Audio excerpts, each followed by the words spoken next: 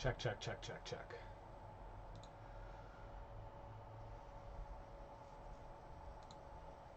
Well, let's try it again, and I apologize for that. You should be able to hear me now. Unfortunately, I'm on the mic on the camera, as my microphone for my setup wouldn't work for me. I'm going to have to figure that one out over the break, and I will get to that as we try to figure out exactly what the heck happened. Technical gremlins will happen, but anyways, the introduction. Sean Driver. I host watch parties that are organized and structured, and this is not, and I apologize for that. Let's try it again, and I apologize for that. You should be able to hear me now.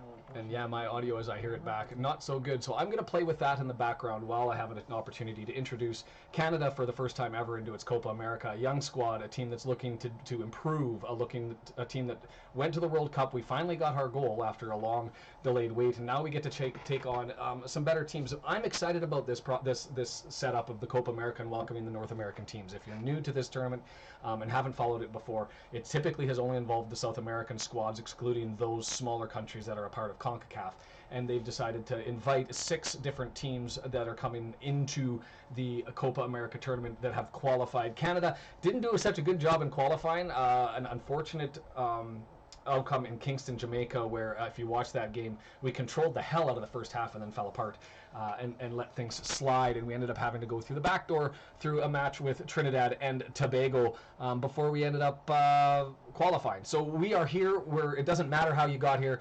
The present for us is we're in a group that actually I think we may be able to get out of. I'm not going to say that it's by beating Argentina. I'm not that crazy, but I do think that we have the opportunity to take out Peru and Chile.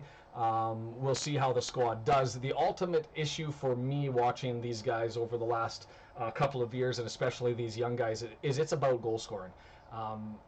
The goalkeeper, yes, Borjan's gone. We're going to go with Crepo in today. We've sort of addressed it looks like our situation in the back line with Bombito and Cornelius, which I think are an improvement over Miller. Johnston's had a rough start to things over on the right-hand side, and Davies, of course, having to hold down the left back side because we don't have anybody to hold down the left back side. But in any event, Marie, thank you for staying and hanging out and doing that as the first person who's entered into this chat. We'll see what ends up happening as we get to soak up this one. Big tournament, over 100 years of history. Argentina, the defending champion, now welcoming the North Americans. And who are we up against? Against a squad, my word, we have gone massive and we have gone big as far as what we're going to be dealing with.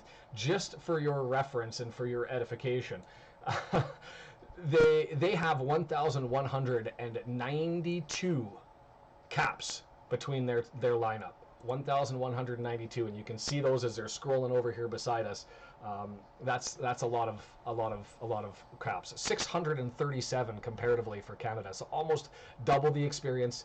They've got us an age. We're a young squad, but we have opportunity, and we've proven that against France. The question for us is, can we pot something in the back of the net? And we didn't against France. We didn't against the Netherlands. And even in the World Cup, we've struggled. Really, if you go back the last couple of years, the only team in the top 50 that we've got goals from is really, I think it's the Japan match as a top 50 squad that we were up against. So it's going to be a challenge. It is what it is. I welcome it, as I said. Steel sharpens steel, and so let's get into it. Just to have a look at the starting lineup, if you haven't, and I referenced it just briefly, Borjan has been our goalkeeper for years. And so the question was, who's going to take over? Maxime Crepeau, player for the Portland Timbers of the MLS, he's going to apparently slide into that spot. And based on performance, I think you have to go with this.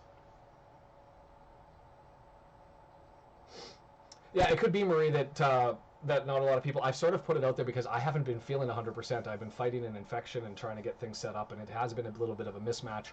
I wanted to throw it all together, and we'll see how it goes. I'm hoping that my character ends up drawing some people in here as we go through it, and we'll see how that all transpires. But yeah, it's going to be a process, and now that we are sort of running here, I want to try and close some of this stuff down so that I'm not so bogged down with the system.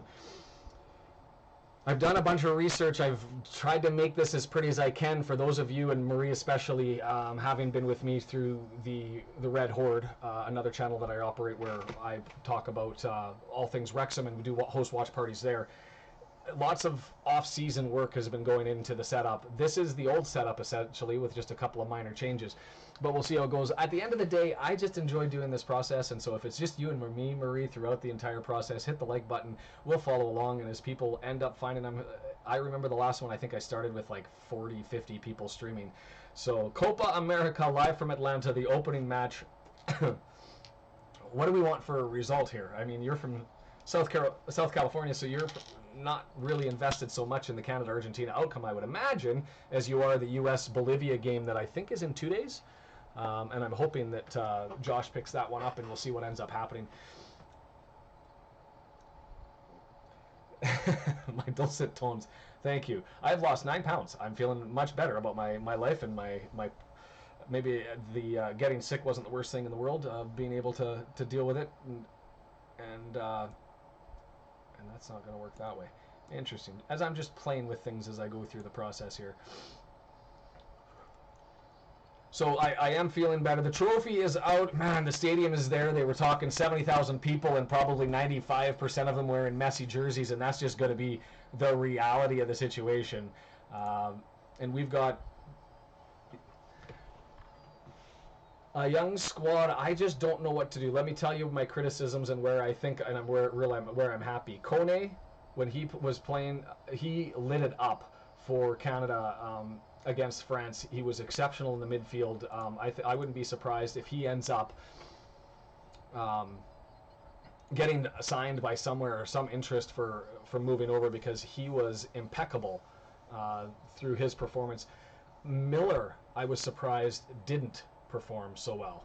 Oh, Canada, absolutely. Marie, that makes me happy. That makes me happy. I will take a draw. Hell, I will take anything better than a 2-0 defeat. Because here's the thing, start of the tournament, this tournament a little bit different than the Euros if you haven't been following along. The Euros, the yellow cards, if you get 2 yellow cards before the quarterfinals, you get suspended. Here, it's 2 yellow cards before the semifinals, so that includes the quarterfinal matches. So yellow cards, a war of attrition, you need to have a deep squad to be able to survive this competition. But at outset, this is the best Argentina can throw at us.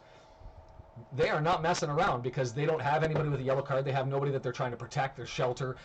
There's no strategy involved. This is go out and let's get 3 points right now. Canada doing the exact same thing. We're throwing the best that we have at them. But the reality is when you look at the lineup, I mean, Johnston plays in Celtic in the Scottish Premiership.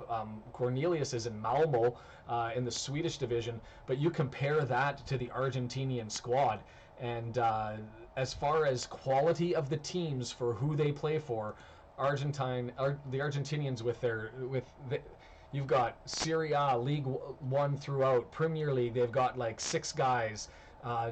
They're stacked. There's one player and one player only who's not playing in a top 5 division in Europe, and that is their goalkeeper.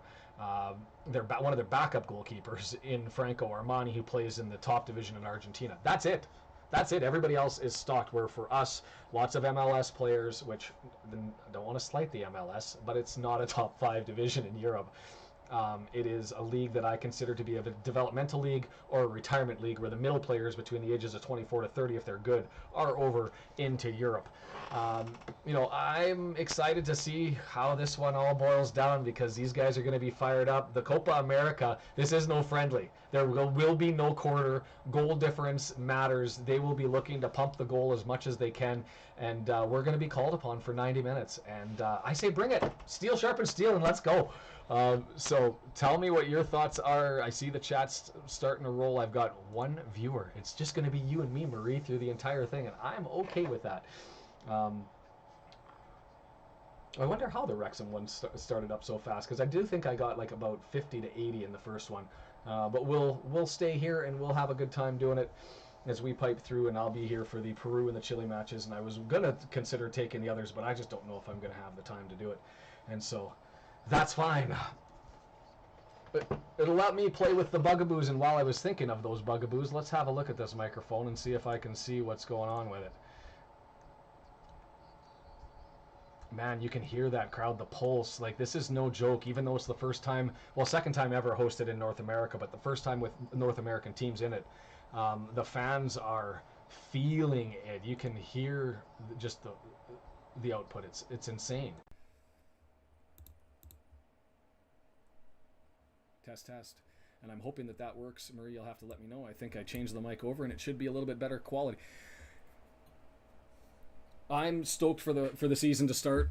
I'm not going to lie, and I'm excited for some signings to talk about, which will probably, it looks like, not happen until August or September at the rate that we're going.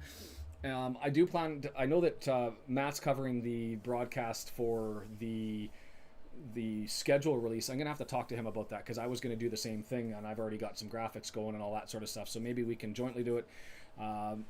We've got the EFL Cup draws coming up. We're ball 38, so there's the Wrexham things are starting to move, and all the preseason stuff, which I've been spending the summer at sort of unexpectedly planning a party in Vancouver for Wrexham to all join in as everybody's showing up. I'm streaming here. I'll be honest, my stream for TSN worse than I follow in the EFL. What the hell's up with that, TSN? Can we figure that out?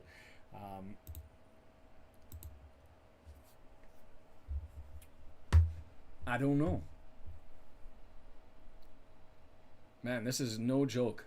Like, you hear of Copa America, and I've watched a couple of games before, but when it's your country and you see your flag sitting down on the grass and they're about to sing "Oh Canada," this is not Concacaf Nations League, where the only teams we really have to worry about Mexico, the U.S., and occasionally Costa Rica. Throw in Honduras, Nicaragua, and Jamaica so I don't upset anybody, maybe. But really, it's Mexico, Canada, and the U.S.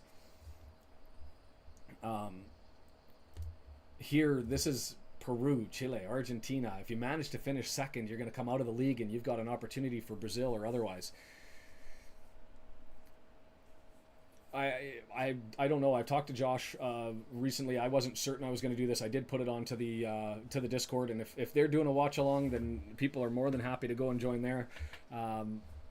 I don't take ownership over any watch along. I'm just going to do my thing and enjoy the game as I soak up Ishmael Kone. He's my go-to guy. Cornelius, they've got to be called upon here, and I need a better game out of Alistair Johnston. The last two games I thought he was underwhelming for Celtic, and we'll see how that all transpires and goes.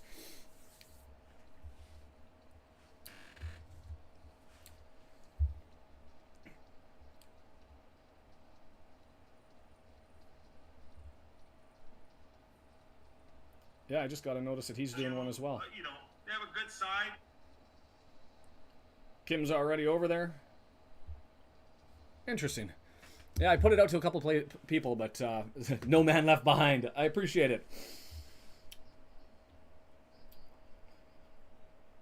I am curious to see if we are going to see Garnacho today as well. The young guy, 19 years of age, rock star, has been tearing it up over in the Premier League, and he's got 5 caps. Manchester United player. I want to be able to see if he's going to get a look, but they've gone with their top guys, Alvarez and Messi, and Di Maria up front. So it's man, they're not holding any punches, nor should they. I mean, at the end of the day, the tiebreaker in CONCACAF, what is goal differential in all games played. I don't like that in a smaller tournament. Over the season, the English and the Welsh have sort of convinced me. A score prediction.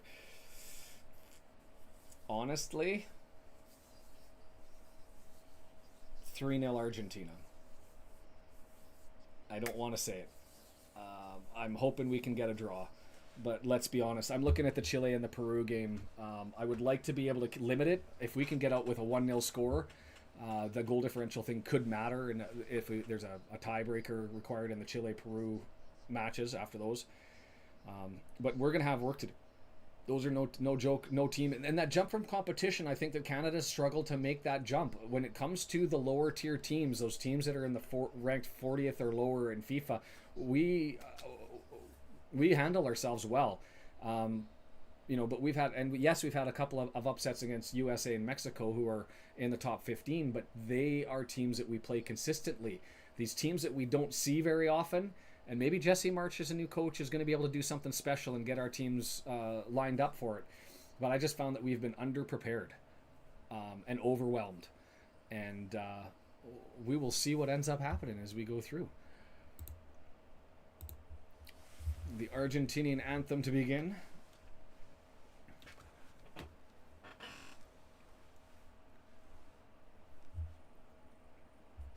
The thing you have to respect is it's almost as though, like, what do you think of your U.S. manager? You know what? It's exciting. It's a good watch. If you did you? I don't know if you watched the England game today against. Oh God, who did they draw against now? Denmark. What a boring football match to watch. It wasn't like the Albania game that was the last night, and it's not what I anticipate from a Canada match. We go for it. We press high. We try to move the ball. We ask our players to do things that are going to be challenging and difficult for them to do, with the expectation that they'll pull it off. That comes with side effects and consequences and giveaways and all that sort of stuff, but it's an exciting game to watch, and I will take that. I haven't seen, yeah, it was a disaster, and it was boring. It was a boring disaster. It was a train wreck in slow motion, is what it was.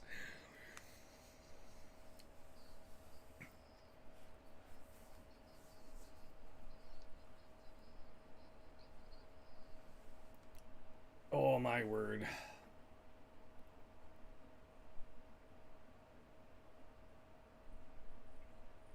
Just hearing it. Murray, I'm excited for you against Bolivia, and I don't know whether the U.S. will have outcome will be the same, but I mean, you'll have an easier match first up against Bolivia, and I don't, just to bring up the standings here. U.S. is in a group that, yes, you've got Uruguay, but really those two should be expected to come out of that. I wouldn't expect that Panama or Bolivia is going to be able to knock those two off. It's different from our pool, where Argentina far and away the class. Like, lock them up there and they're going to qualify. There's no question.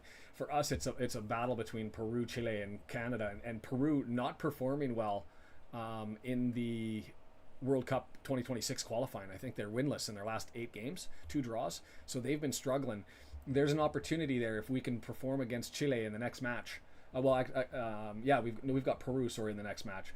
But if we can handle Peru, it lines up for an opportunity for us to sneak into the quarterfinals here. Subject to a shocker, and I will take a shocker today. If Canada can pull something out of the bag, let's go. So, and I guess I don't have to tell anybody no spoilers, because as I go to the YouTube live control panel to see how many people we've got, 2 concurrent viewers, but I'm watching this. You'll get the timer as I start it. Just respect those that do join us and not throw that out there. There is nothing like, and not the friendlies, and that's the problem with Canada, is we've been taking on, like, we had to go through the back door on the Nations League and play like some small little Caribbean countries, and I get it. Jordan Davies was kind of taking it offense to the question when he's at Bayern. They're like, where are you playing for this international window? And he was like, Antigua. And meanwhile these guys are going to, like, Italy and Spain and Portugal, and they're playing these big games, and Canada just hasn't had a history of big games. So 4-3-3 for the Argentinians, a 4-4-2 for Canada. Jonathan David going to be asked on, he's our goal scorer up front, and he has not been stepping up recently, so we'll see if he's able to pull that one out.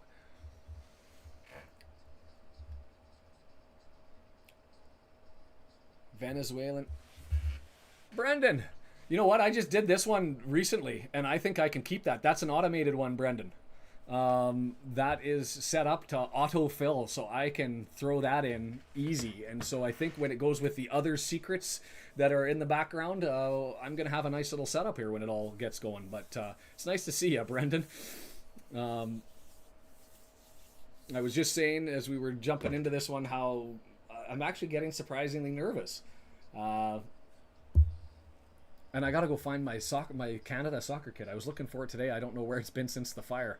I refuse to buy the new jerseys. Maybe the red one, but the white one, I will not buy the white one. The Nike let us down. So you guys wait. You guys wait till you see the new updated model. And I don't have the chat here. I guess with 2 of you, I could probably try to figure out exactly what happened. But I'll have to set that up. Last time I thought it was just going to be a copy and paste, but I had myself a little bit of an issue, and it's not working, so I'll have to figure that one out at a later date. Yeah, so we're into this. And I'm excited to be able to do something a little bit different. Yeah, and all of this is all off of a spreadsheet, by the way, Brendan, while I'm setting this up. And if anybody else joins, and maybe I should keep an idea, is this, we don't turn this into just the Red Horde meetup, but this is all off of a spreadsheet. And so I can take that information from FOTMob or from wherever and add what we're interested in, include those in the stats, and it'll just run through as we go through. And I can do that for the Argentinians as well. So it runs both home and away. The starting 11, just a moderate change, but those will be different because it's all going to be automated. And so it's just about setting up the design. And I'm excited. I'm excited also to hopefully move sometime during the season, be able to improve what's behind me. But man, I've got American friends watching a Canadian who's going to suffer probably through, I would suspect, a little bit of a smackdown here. And I'm hoping that's not the case. But I fully expect it. And Marie, you were here when I had the issue with the microphone. You'll have to let me know. Is it better? I'm okay with Nike. I just don't want what's Castor at all. They've had issues. So I'm assuming you guys are watching on ESPN Plus or on Fox. No, Fox is covering the Copa America down in the U.S. Time check. I haven't started yet. They're just about to get kicked off as they're counting it down, and then I'll get going, and away we run. Click. And so I hope that this is okay as we are underway. 1 second, and the clock is running, and now you guys know how far back we are here. So you guys, if it's come through the chat already, are probably about 10, 15 seconds ahead of me. And away we run. Whew. People to keep your eyes on for those of us following the EFL. Liam Miller on the left-hand side. That's him coming up here on the left-hand side to challenge. And also Kone, number 8. Those are our EFL players. Everybody else sort of, I mean, Jonathan Davies, obviously, in the Bundesliga. Alistair Johnson, Celtic Premiership. Is he able to get there and save it in time? No, but I like that. What is our right back doing up there all the time? See, that's the Jesse Marsh phenomenon. We're going to run all over this. Where can you watch it? It's on Fox, I believe, Marie. Or I believe Brendan. If you want to, it's always, I put it down below, livesoccertv.com/ just go to livesoccertv.com. You'll be able to find the Canada-Argentina match. Click there and it'll have where you are in the U.S. to be able to catch it. And you're going to want to know because that U.S.-Bolivia match is coming up, I think, in 2 days' time. And so Marie's sitting there biting her tongue. If there's a spoiler already a minute into this match, I will be frustrated. And the camera angle, unlike Crawley Town, is so far away that it's impossible for me to understand exactly who's got the ball where and how. So we'll follow along. This one is, it gets turned over and it's on the foot of Davies up left hand side. Laren with it, moving, taking an opportunity offside off the deflection, maybe. I don't know if Buchanan could have got there. The Serie A Inter Milan man, having made his move over and getting some time over there, so I'm excited. Fox Sport 1, there it is. American Jesse Marsh, Leeds United. You know, a lot of people in the EFL said he's horrible and it's going to be a nightmare situation for us. I have to be honest. After the first 2 matches, I'm very impressed and very happy. It's an exciting style. It's a challenging style. It asks a lot of the players. But I think he's got the selections right. I was not a Kamal Miller fan in the center backs. Our defense, our back line struggled. And I'm not saying Cornelius is the best in the world, and I'm not saying Bombito is the answer as a young guy, but they were far better in the last 2 games than anybody else. The question for us is, can Eustachio and Kone bully their way through the midfield such that we can get through right here? Millar, this is where we get stuck in the mud. Can we break through? And we don't there, and here comes Argentina. To me, that's the key of the match, is Eustachio, Kone, Miller, Buchanan in the middle of the pitch. Those 4 are going to be called upon to transition it up to to David and Laren. And here we go again, behind. Was it deflected? No, it was not deflected. Straight out, and just a bad pass there as it missed Buchanan on the right-hand side.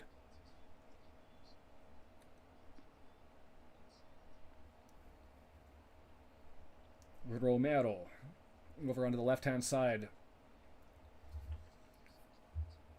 Is that Acuna on the left-hand side? Or did they swap around? Oh, Paredes has just come back. Never mind.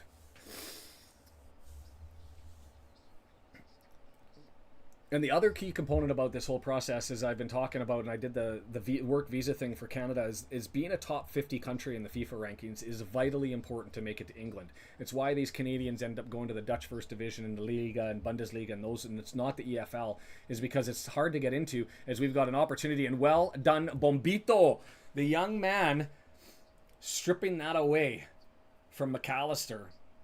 A familiar name. I had to look that one up, by the way. McAllister. Jonathan Davies is our best player. Normally he plays for Bayern Munich in the Bundesliga. He's normally on sort of a left winger, left side of the midfield. But with us, we don't have a left back, and so he slides back, and him and Millar, who plays for Preston North End in the EFL, rotate back and forth. So he's our best player. Second back, other two players to watch. Jonathan David, who gets no respect, is Argentina in the box and sniffing around, and we've all got 11 men behind the ball. As a long looping shot, over top, it misses. Whew. The other players that you keep an eye on is Jordan David, who I don't think gets enough credit. He finished second in League One. That's the top division of France. He finished second in scoring, only to some guy named Mbappe. And so really impressive numbers from him. He's a bit of a poacher. He's not a straight striker. He lurks up there and finds loose ball, and if he finds loose ball, it's in the back of the net. And then the other player that you want to watch is Stefan Eustachio. Eustachio has been, I think he should actually be the captain. I know that's probably controversial, but he is a quiet, reserved. He plays for Porto in Portugal in the Premier Liga. And a frequent fixture there. Other names that are over in Europe and not in the MLS, so Tajon Buchanan, who's at Inter Milan in Serie A. Who else have I missing here? Luke de Figueroles, who I don't know how to pronounce his name, and if I got that right, actually English-born, but has Canadian citizenship, and he decided to play with Canada. He's at Fulham in the Premier League, but he's just 18 years of age and still cutting his teeth. That's the future, I would imagine, for us. Any other names that I should throw out there? Kyle Lauren is interesting. He plays for Mallorca. He's the top scorer in Canadian men's football history, soccer history for scoring. His club performance not nearly as good as his international performance. When he puts on the red jersey, something comes over him and he turns into a rock star. As Liam Miller, a long looping ball, and Crepeau coming to get it. Crepeau played in the France game 0-0. He made a couple of good stops. I can't deny that he played better and was an upgrade on Borjan, who I think has just aged himself out, although he retired in time and they let him do that. I will say St. Clair, I was a fan of the saves that he made. I think he was called upon to make tougher saves, but he did let 4 in. The big question for me, Tom McGill, who I've suggested as an Ogonkwo substitute to play in Wrexham, is also... We've got a foul there, just stepped on the back of him. Kone not happy. Hopefully angry Kone is good Kone. Ooh, I don't know if he got stepped on so much as that he got rolled it. In any event, Kone was the best player on the pitch in the France-Canada game for both teams. And if you would have told me to bet on that at the start, I would have said you were high. As we have just earned ourselves a corner off the boot of Jonathan David. I always want to say David and make it French. Jonathan David, and so it's going to be... They are a young team. We've changed over after the World Cup. You've got Sam Payet, who's 29. He's our oldest and I'll take that back. Jonathan Osorio, but all those guys are now bench players. Kyle Lauren, the oldest, is out there. So we've got an opportunity to take that shot. Oh, he pulled it, and now he takes a shot and it's blocked. I would have liked to have seen that first opportunity go, and Kone turned it over, and now we've got a 2-on-none the other way. Liam Millar going backwards. Crepeau stepping out. Good Steve, somebody help him out. Holy jumping Jesus. Ishmael Kone, who I just was pumping his tires with the mistake there. You're the last man back. The last thing you can do is turn the ball over, and he does. That's offside, and the flag's down, but probably going to come up late. Ishmael Kone, all of 22 years of age, asked to hold back the back line off that corner, and he gives it away. Whew. But Maxime Crepeau, as I just said, St. Clair there. So to finish my thought, Tom McGill, third keeper for Brighton Hove Albion of the Premier League. Played PL Premier League 2. He had one cup match last year, but he's just sort of like Ogonkwo was, not getting enough time, and I'd like to see him get that. Should be kicked off the team for missing that. I get that. Oh, these guys are going to go punching at each other. The problem is you've got a heavyweight up against a middleweight. Now, I'm not saying the middleweight isn't going to catch them, but we're probably going to take a couple of lumps here. But the Canadian style under Jesse March has been to swing, to swing, and so that's why these games are fun to watch. As we're 9 minutes and 18 seconds in, and my heart is already racing.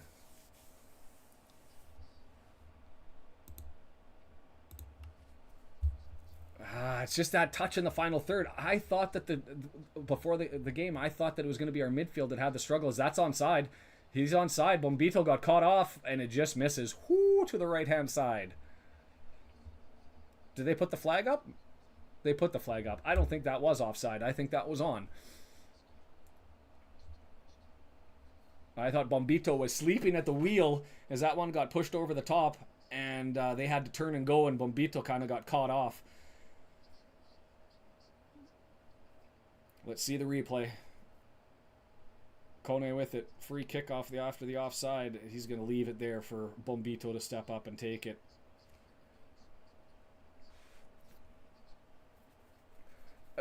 I was thinking of that while they were talking during the pregame show, Marie, is sometimes you don't recognize how big a game is until after you've played it. And the first ever game for a North American squad of any country in a Copa America game is Canada.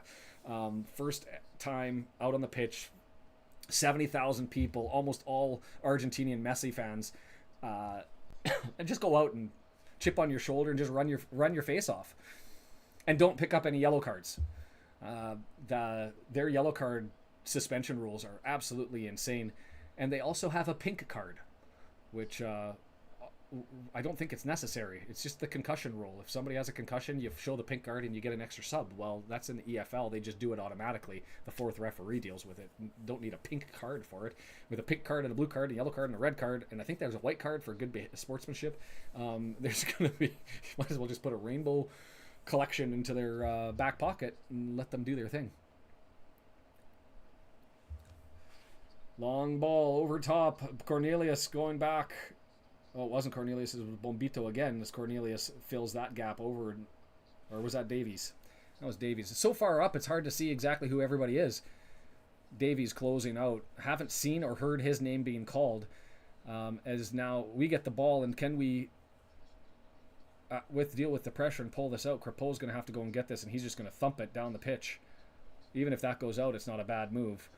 And well done. David up there, the poacher, the small guy, tries to get it to Buchanan, and it's going to go out, and it's going to be an Argentina. Whoa, it's our throw. Maybe a bad camera angle.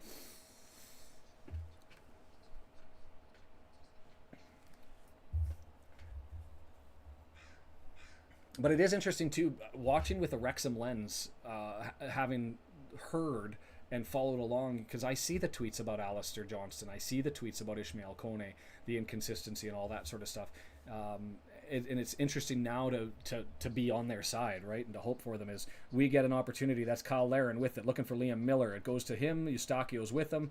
They're basically holding each other's hands on the left-hand side, moving forward. Separate, boys, separate. Alphonso Davies trying to do a dance. And Alphonso Davies, for all the talent that he has in the last 3-4 games, I will say, I think he's trying to do too much. The ability to pretend you're in Edmonton and beat four guys on the pitch is not available for you at this level. And I'd like to see him trust a little bit more, especially working with Liam Miller, to open things up and spread things out a little bit better. 13 minutes, still 0-0. I will take that. If we can get to the half of it 0-0, I will take that. Give me some sort of shocker at this point in time.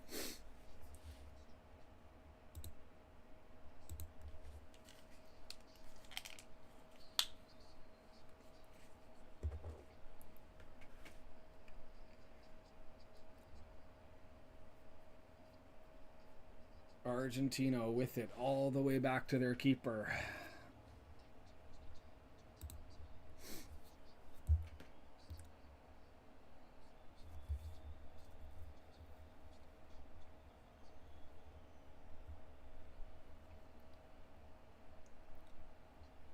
Aki Akinola. That's who I want. It'll never happen. But I did make the video for a reason. I do think that he's the right decision. I was actually talking to Brendan about it on a video call that we had a little while ago, Maria, and just said, you know, he's a guy that's got all the skills and all the ability. He's just coming back from injury, and it's been a couple of years. It's well done by Tejan to steal that one. Alistair draws it back and gets it to Kone, and he flips it back to Crepeau. Well done. Deal with the threat, clear it up, but now the midfield's got to find a way to connect to the front too. Davies with it from Eustachio. Across the mid, and this is, I need Millar and Davies to figure it out. And Millar, the other option that we have is Jacob Schaffelberg along that side. Schaffelberg has pace for days. He's your blue collar. He's got a mullet. He's from Nova Scotia. He just works his rear off. He's a less capable scoring version of Mullen. Just work rate. And I like him. Millar hasn't really shown me what I expected from him on the reviews from Preston North End, that he was improving and capable and could work with Davies on that left-hand side.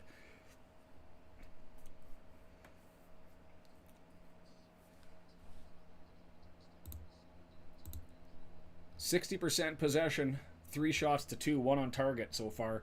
So not completely skewed, and I will take that.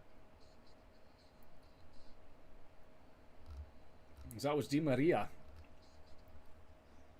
And I would love to have an Argentinian, especially from Patagonia, one of those Patagonian Argentinians come in and join the site. I wanted to talk about Di Maria and Messi's relationship, both coming from Rosario, both being 36 years of age. They're only separated by like 4 or 5 months in birth dates.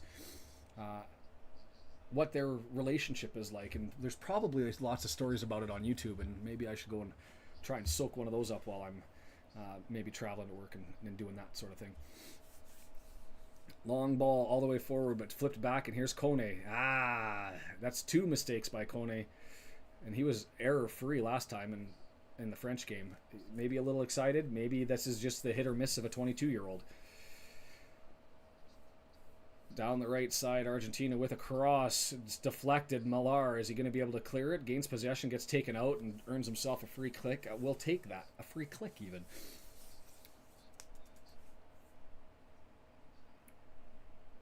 Yeah, Kone, you got to be sure they're just showing that replay of the giveaway to Di Maria, who went forward and had that shot. You've got to make sure. But good on Crepeau. No fear. Out there. Takes it off the thigh. Make yourself as big as you can, lad. But I don't know, Marie. Have you looked at, Marie, any of the U.S. players and who you think might be an option to head over? Because there's not a lot of Canadian options this year. I think there were more last year. The kicker being, get on your... The joy is about having Davies on the left side is he's a road runner, so he'll get back and get in defenses. They dance around Kone, and now it's Davis over on the left-hand side. They beat him, though. Hand went up looking for an offside, but not given. Because they called for a handball. I don't know if the handball came after the offside, but I think there was probably justification in either one. Watching from a blimp, essentially, is what I'm watching this one. Buchanan. How old is Buchanan now? 25? Let's bring that up. He seems so young. 25. I always think of him as a young guy, but now that it's been like 3-4 years, I was like, he's got to be getting a little bit older. Alphonso Davies, left-hand side. The guy who made it okay to end up playing for us, because he could have been, he could have signed with where he was born. He could have signed with where his home country, because he was a refugee when he was signed. But he decided to stay with Canada, and he made it available for everybody else to sort of sign in as we sniff around the box. Ooh, that's going to be a foul going the other way. Kyle Larn. That's not a card, though. That might be for the push afterwards. The other rule, if you haven't been following along, at least they've been doing it in the Euros, and I'm curious if they're doing it here. Show that again.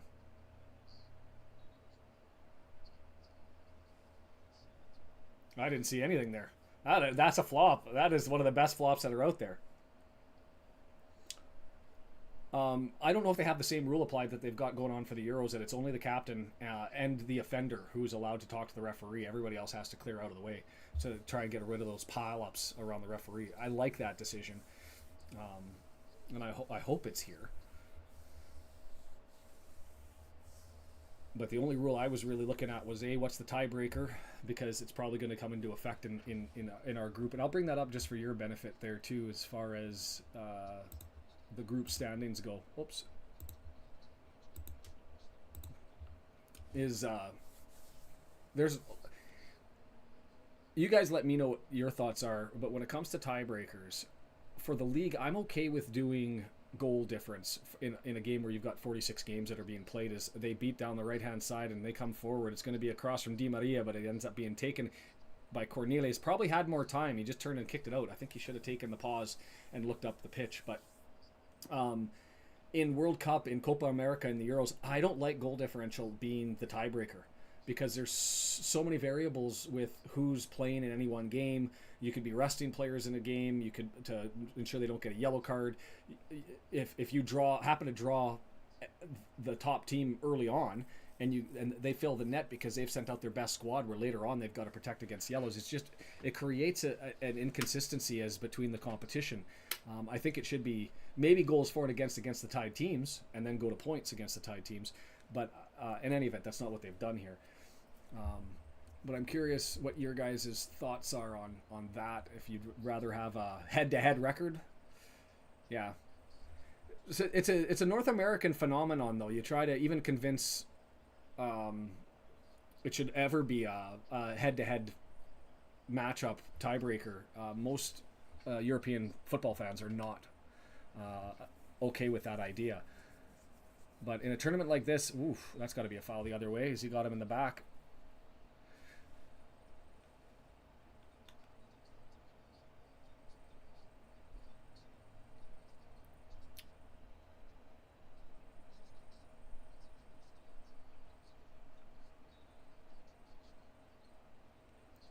Oh yeah, he got him in the back.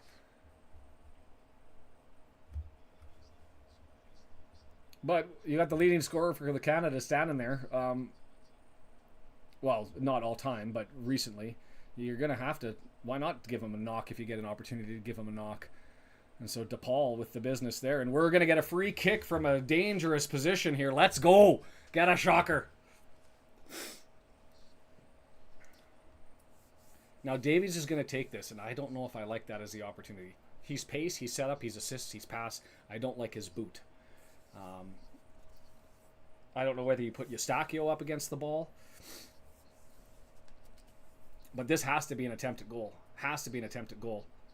Davies is there with Eustachio, and I wish that Eustachio had more oomph and just said to Davies, take a back seat here. Like, I've got the better foot. He does.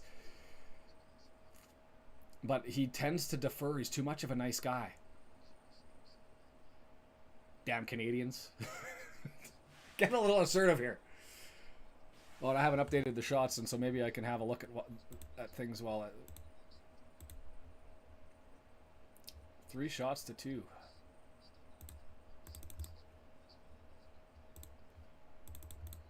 So hard to get up and down? Yeah, all right.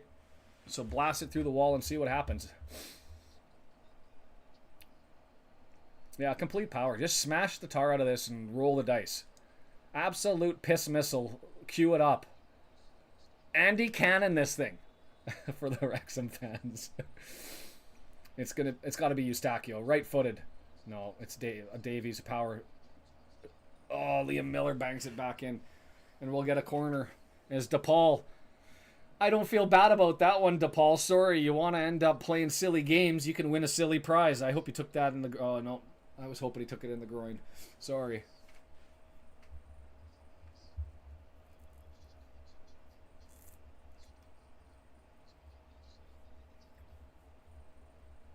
Look at all those number 10 jerseys. They flash to the crowd, and it's all Argentinian jerseys, and the only number that you see is number 10. Right-footed in-swinger. Got to be Eustachio serving this one up, and it is. Eustachio is just your quiet, typical Canadian footballer. Like, he just does the job. Oh.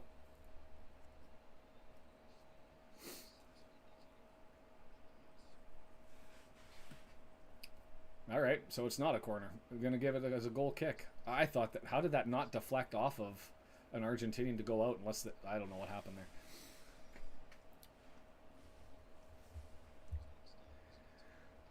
Oh boy, it's been a fun one so far. I mean, I've got no complaints at all with how this one has gone.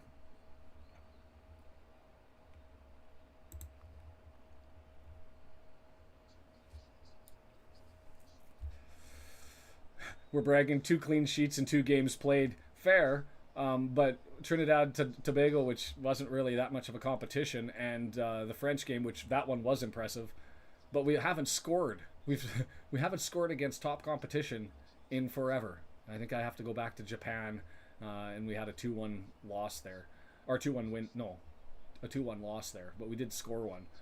We don't put the ball in the net as much, despite all of our attempts now to press. Now that might change with Jesse Marsh because he's a little bit more focused, but we didn't score against the Dutch and we didn't score against the French.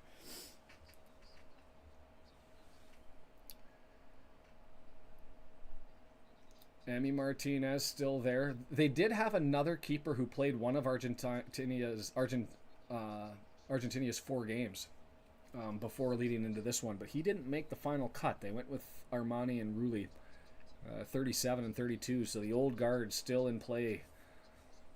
Man, you look at the Argentinian age, 36, 36, 36, 37, 32, 31, 31.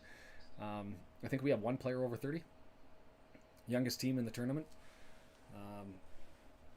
And the question will be, who steps in for Kyle Aaron, who is going to age out here probably relatively soon. Leading scorer all time. 68 games, 29 goals. And who's going to slide into his shoes? So far, yeah, but we saw this, Maria. You probably didn't watch the Holland match. We lost 4-0 there. It was 0-0 at the half. And then we just completely fell apart. In about 8 minutes, they scored 3 goals. It was just... It went pear-shaped in a hurry.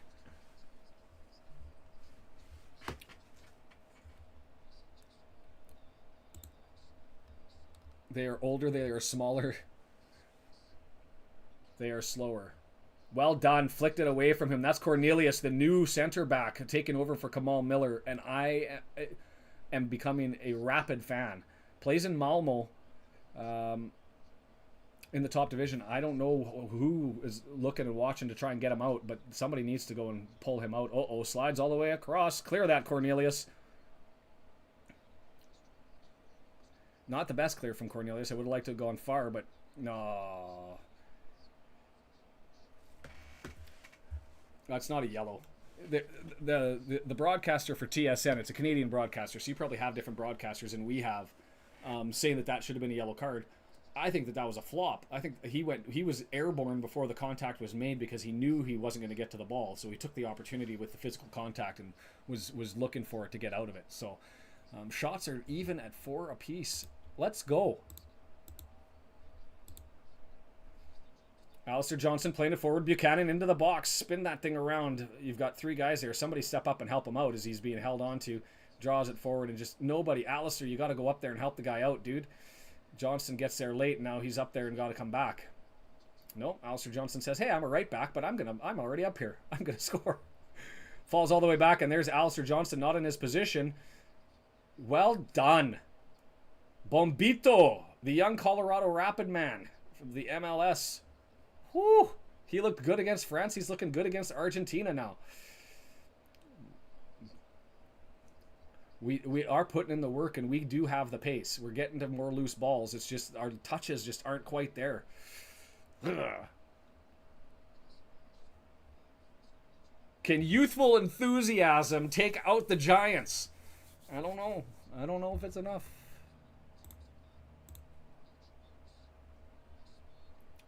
Bombito, 24 years of age. Only his 7th cap today. Alistair Ahmed, by the way, Brendan, that's a Vancouver Whitecap. He may end up being playing.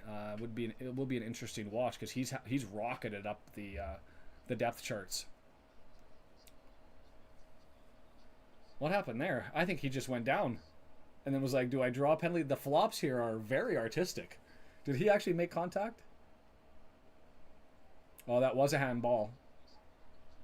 Oh, leg, arm, but I think it was offside in advance of that play anyway. Liam Miller, too slow. Ugh. I just don't think that Liam Miller is ready for this. I would like to see Scheffelberg come in. You've got to have the link up with Davies. You've got it here. Davies with the link up gets it back, and Laren too far forward. Buchanan. Oh. Come on. See, that's pace by Davies. That's what I need from Miller. Lead him with the ball and let him run past you and just road runner the hell out of it and fall something back. But this pass, just a little bit behind Kyle Laren. I think it clipped a heel, and it hadn't have. Kyle Laren was right there. Tejan looking for it, and he just got excited. Oh. What do you do about that? Bombito sliding back. You know what? Having seen how like Notts County-ish our back line has been for years, having a little bit of confidence that they'll get back and make a play is a novel thing to enjoy. Here they come, Di Maria looking over. He dances around two people and he's got the cross, but he goes too far. Eustachio clears it, and can it get collected by Millar? It can. Liam Miller over to Davis. There's the push forward. No advantage being played on that tackle, so it's Davis on his own, and the little grab on the jersey on the curl back. That is a win. A draw against Argentina is a massive win. Hell, a 1-0 loss, I would still walk away and feel pretty good about my life. 2-0, I think, is like where it starts to get a little icky. But like we're looking to set ourselves up. He went down easy there, but there was contact.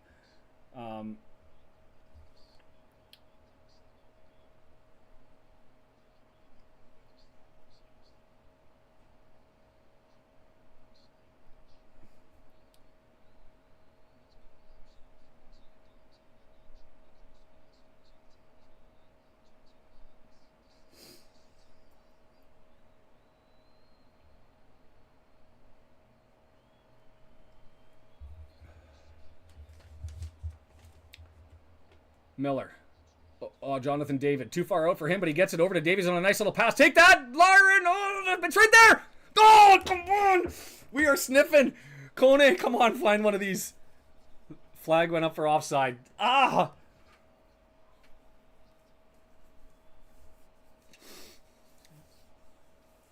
Let's see if where that offside was. Kyle Laren was right there. That's onside. That one wasn't. Yeah, Kyle Laren a little bit too far ahead on the kickback. Holy, my heart. I feel like it's a Wrexham game all over again, but this is like 60th minute heart attack stuff because these guys go full at it right from the hop. And not having as much quality, being the underdog, like it's different in Wrexham matches where, at least last season, it'll be probably different next year. But last year we were expected to win and get 3 points. This is just fighting to hold on. So every chance, I'm just hanging on it. Whew.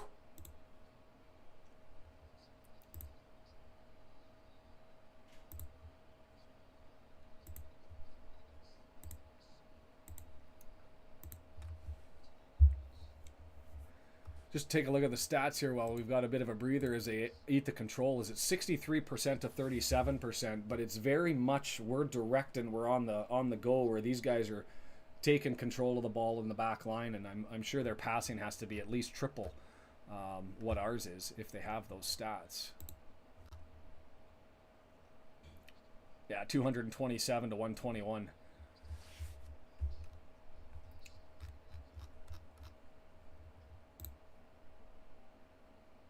Di Maria leading the way so far.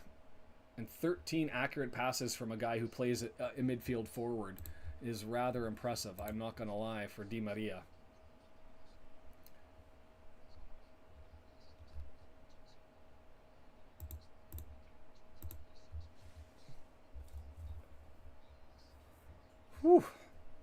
More just keeping it in the back line all the way back to the keeper.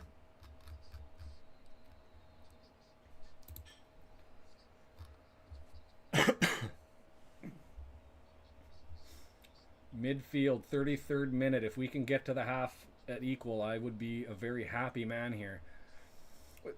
And that's, Brendan, that's Jesse Marsh. They came in and said high line and heavy presses. It goes off of Buchanan, and they're going to get their corner here. I believe that's their first one. Let's go to the stats. Corners are 1-1. Yep. Well, 1-0 now, 1-1 to come. Stepping forward, and let's see how these young center backs can handle the pressure as Messi stands over there, and he's going to leave it for DePaul. The man you love to hate. He's used to leave it to Messi on a short corner, and they're going to play with it up front. All right. Alistair Johnston all the way out. Eustachio sliding over. I mean, interesting that Eustachio is playing on the right side. I would have liked him in the center and left Kone and or Buchanan on that side to deal with it. But long, well done on the switch. Lots of space. Alvarez cleared away. Cornelius, you glorious, beautiful man, you. Maria, I'm hoping that's the case, but we were saying this for years. Canada actually won the Concacaf qualifier before the World Cup, and we were playing exceptionally well. Handled the U.S., handled Mexico. We beat Mexico at home in the Ice Bowl and lost in Azteca. But we beat the U.S. twice. We were on it. You put your head down, John Davies. Get back. Giveaway, and then a little bit lazy. He's got that little bit of a superstar mentality as that's going to go for a corner. We've thought that we've had a solid team now for years, and when we went to the World Cup, there were real expectations, and I'll admit I was one of them that thought not only were we going to score our first goal, because we didn't when last time we went in '86, but that we were going to take points, and I think we played horrible in the World Cup, but everybody else said, well, that's who you guys are. But the problem and challenge for us and the U.S. and Mexico, less so for the U.S. and Mexico because they'll get invites, but for Canada trying to break into the scene is when people look to set up their friendlies, they don't want to play a 50th, 45th place team. They want to play somebody where they're going to get points from them, move up the rankings. And so it's been tough. It's really been Japan is the only team that's been interested in playing us. And so we've played them like 3 times in the last 4 years. Headshot. And we get a breather. Whew, as it goes all the way back to Acuna.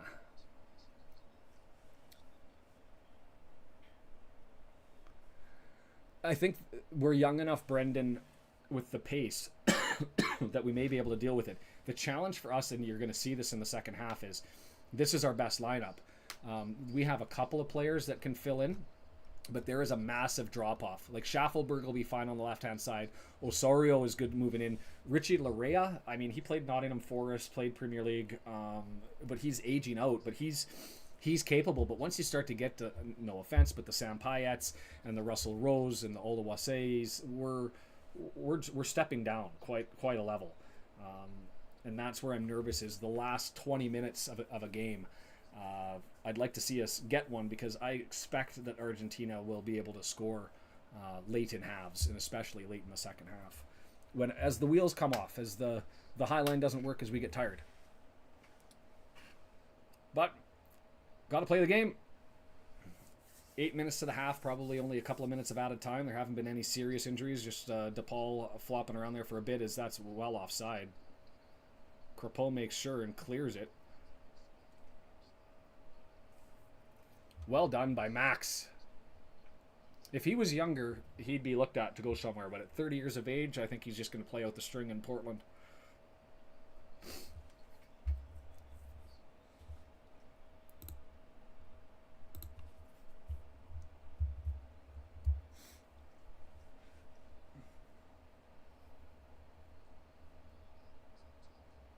I guess when you're old, maybe more comfortable as a giveaway, and here's Kone with it on the right-hand side. 3 guys closing in on him.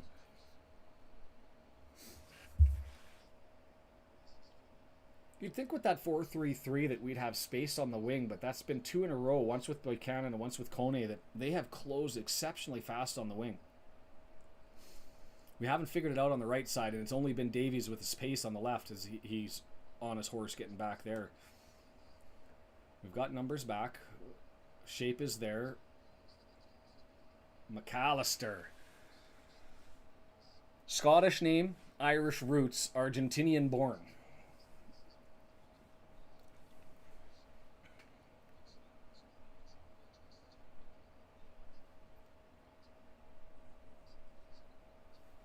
See, I looked some stuff up. I wanted to know some things before this one.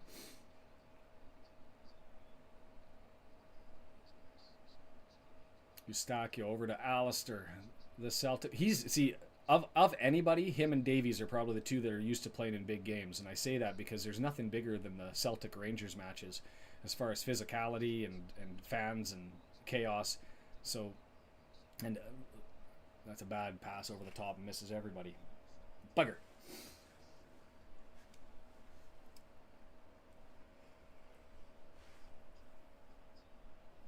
The FIFA president makes his way for a Canada match. Oh yeah, Messi's there too. Oh, and it's the opener of the Copa America. Oh, and the first time North American squads. That was for Canada. So Johnston, can he get it? David not able to keep it in. David needs service in the box because anytime there's any mistake, it finds the back of the net, and it's just he just doesn't see enough ball. Eustachio, Miller, Davies, get outside of him. Okay, Miller, just do it all yourself. Yeah, too many bodies as DePaul gets over there, and now, well done by Davis. Davies, the curse of the following the Welsh is like I'm now calling Davies Davis. Bombito with the deflection, punched forward by Davies. The midfield's fine. Tell me I'm wrong. But they've been settled. They've made good plays. A couple of giveaways by Kone. Buchanan had a bad touch over the top, but for the most part, we've been solid in the midfield, and I didn't think I was concerned. I'm not going to lie. The question has been, is this thread is right at the halfway point. Yeah, that's indeed. It's that midfield up to the front too.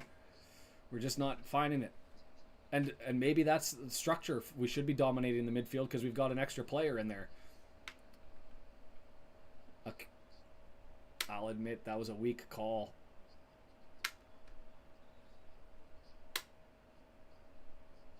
Don't get a yellow for foolishness. I didn't like that yellow, or didn't like that foul. Sorry, it wasn't a yellow. To me, that was just two guys having a battle, and they were both ripping and tugging. Buchanan, a nice little strip. Miller, Davies, going to run, sir. Going to run, find him. Give it to him. Static. We're static. Are we running out of legs? Need that halftime to come for these young guys to be able to recharge the batteries. David. Underrated. That's a forward all the way back, a poacher who just comes back defensively and settles the ball down and steals a possession. Eustachio, David, nice touch to Kone all the way over. Kyle Larin having a look. Johnston gonna go on a run. He wants to score. The right back, all the way up there.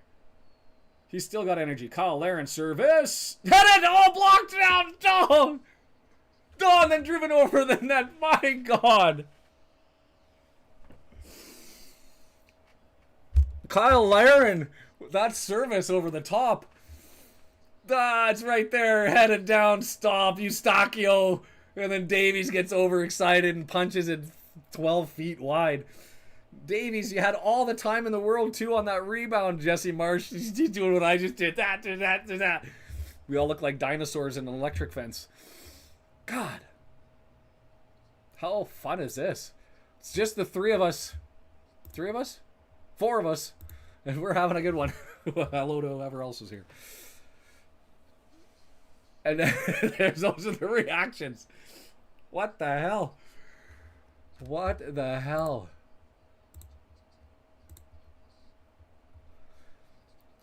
Due to adjust. Can you to pace though? And I mean, I think it's just more likely that we're going to fall off. Like, to be able to maintain this for 90 minutes is a big ask. And they've got so much quality, they'll punish us for a mistake. I don't know if we're able to keep our legs, who knows? But if you're Jesse Marsch, how do you do a sub? Because you know the quality that's coming off the bench isn't as good, and these guys are hanging, so you just hope that we can get hauled into deep water and hold on. Frustration happening. Messi getting a little peeved. I like it. I like it. He can score 1,000 goals if he want, but not tonight. None tonight.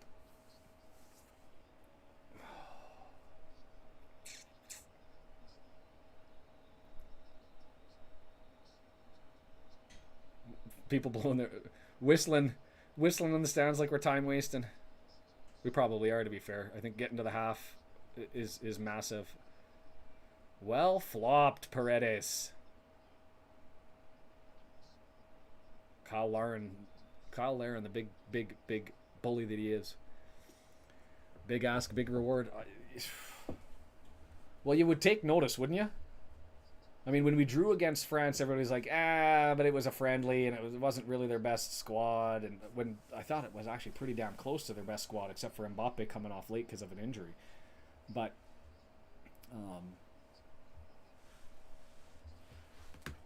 we're okay here.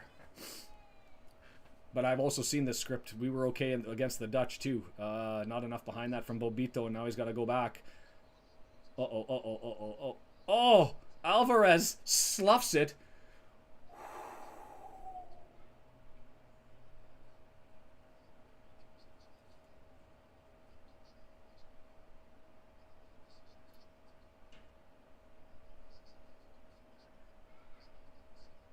I don't know what you do there. Do you take the time and look over your shoulder to see if people are coming back the other way? Blow the whistle, get to the half here.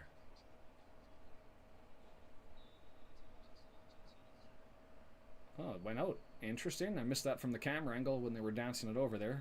They'll throw it in. The whistle will blow. That's what I got. Wow. What do you say about that? I mean, I will take it. I will take that. That is some glorious stuff. Oh. I'm going to set this up. I'm going to run and do a biological thing really quick, and then I will be right back. 0-0 at the half in a game that was exciting to watch. Oh, man, I'm a happy guy. I will be right back.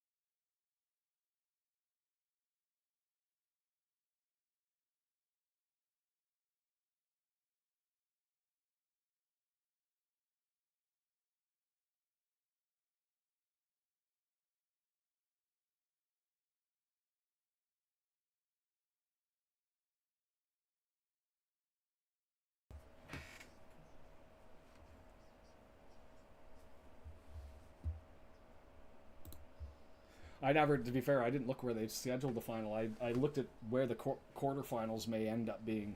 But for me, I don't want to look too far ahead because I anticipated a loss here and that we were going to have to take at least 4 and probably 6 points over the next 2. And if we had 4, rely on a tiebreaker to get through. So we'll see how it all comes to pass. Since it is just the 3 of us that are here and we've had only 15 views, here's a thought for you, and you two can let me know what you think. Would it be upsetting if I linked the Red Horde and this new channel, Global Watch Along, together, just because all of those subscribers, the near 2,000, would get a notice that it was streaming, and they could join, and then hopefully over time we get everybody in. I don't want to put non-Wrexham stuff on the Red Horde. I want to leave that for Wrexham because I don't want to lose some subscribers. But as far as connecting it, do you guys think that's a good idea? Rather than just a message, is boom, there's going to be a thing and people can watch the watch party, and we'll do that on the next game's on Sunday, I believe, the 25th.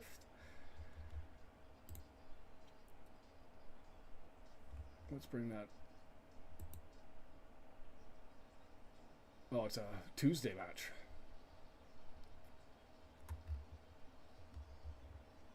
I should link? Okay, so I'll do that next time. I'll link it to the Red Horde one and see if we can draw some more people over here. I mean, at the end of the day, I would like to have Josh do the US ones and link this channel, and he can link it with his.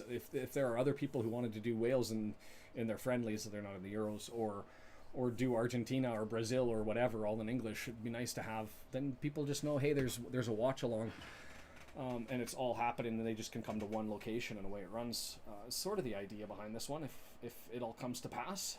For me, I just enjoy doing it, so I'm thankful that the two of you are here. And when and if this one kicks off, then you can all say, hey, I remember the first one, and it was just the two of us. Whew. 0-0 first half against Argentina, which, let's be honest, I'm going off of memory here, and it could be fading. Maybe I should look it up before I say this. But I think that Argentina actually lost their first World Cup game. World Cup 2022 wiki. I thought that they did.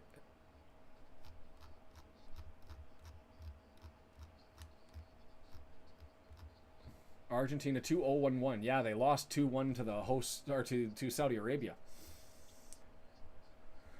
I agree, Marie. It's when you get a large mob of people that are all involved and taking part in this thing, and it gets bigger and better, and it grows from there. I love that.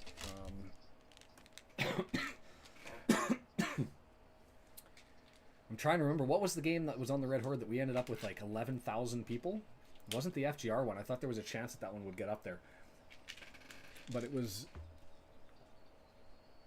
that one was a lot of fun, and I don't know why the analytics ended up being in my favor for that one, or whatever ended up happening, but man, it jumped up in a hurry.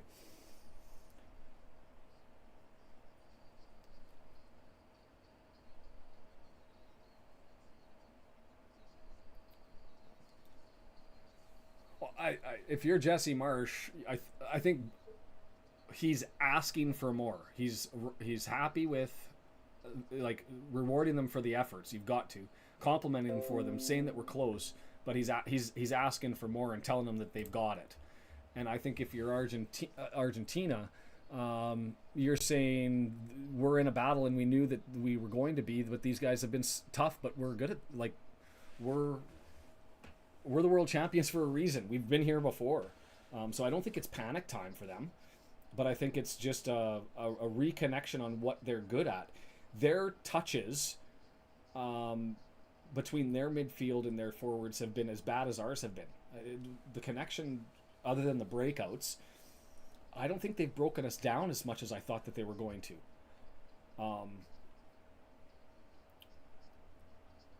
And both teams around the net have struggled. Maybe us, to be fair, more so than them. I mean, we've had 3 real good chances. Our keeper's been called on and has made the saves. He's had 1 save, I think. It was fired right off at him from the header from Eustachio. Eustachio could have gone left or right. And thanks, Marie, for saying I'm good at this. I appreciate it. I just like doing it. I really do. And now that I can do automate things, I'm looking forward to adding this as a feature. I don't think I want to change that much. I think I just keep it basic, the color to the team, put in what their goals and their minutes played and all that sort of stuff. And Marie, if you would have told me before Jesse Marsh took over that our back line was going to be even close to great, I would have said you don't watch enough football, and I would have said very bad things about you, because it just wouldn't have been true. But they go out and he goes out and adds 2 new center backs. He puts in Bombito and Cornelius. And Cornelius was available. He's had, what was it, 6 caps? We'd have to wait for him to rotate through here. Well, it was say he just had his first cap at 24. Dane Sinclair still also, I think he's just as good as Crépeau. I think he just ended up on the wrong squad. But Crépeau there, doing way better than I thought. Tom McGill, I would still like to see him in the Wrexham jersey if Ogonko doesn't sign. I know everybody thinks I'm nuts, but he's available, and he's not a foreign player because he's already been playing over there and has the visa stuff and qualified, so he can come over. And I'd like to see him get a run as well, not against Argentina, but against Peru or Chile, last minute, 10-minute sort of stuff. Kamal Miller, as we go through, he has been struggling. 43 caps, but 27 years of age. He was our center back, and I'm kind of glad he's gone. Kyle Hebert, 2 caps, 26. I don't know enough about you to say good about her. And this guy came out of nowhere, and 20 caps, but he hadn't played for like 4 or 5 years, 3-4 years for the team. And then all of a sudden they go and find him and Bombito, who's now got his 7th cap, and these guys have been an absolute revelation. Davies, that's our heart and soul. I still think that he was a mistake being the captain. I think it should have been Eustachio. Waterman, although he's from Surrey and out in my neck of the woods, don't know enough about him. The old guard, Richie's only 29? That can't be right. He's been around for so long. And Alistair Ahmed from the Whitecaps. Richie Larea, he's played in Europe. He played Nottingham Forest for a while. He's played, I think he was in Scotland, or in Scotland, or maybe it was Cardiff for a while. And then has come over, done the MLS tour. And he's better with a Canadian jersey. He's like Kyle Aaron. As soon as he puts on the Canadian jersey, it's like a superpower. That's our captain, should be. And Ishmael Kone, who's at Watford, and I think he's going to be going somewhere. 22 years of age. And he's playing at a level and shown his quality that I don't think that he's going to be sitting there in a Watford jersey for very long. And the Watford fans were tweeting, I don't know if you saw some of the discussions I was having on Twitter about at least he made them some money in that French game, because there's no way he's going to be sitting there playing championship football for too long. He's going to be climbing up the ladder. Kyle Aaron. And there's our goal scorer, 24 years of age, still young, born in Brooklyn, born in the U.S., raised in, I believe, Quebec. Theo, who, another relatively young guy, but haven't seen enough of him. Just lots of young bodies.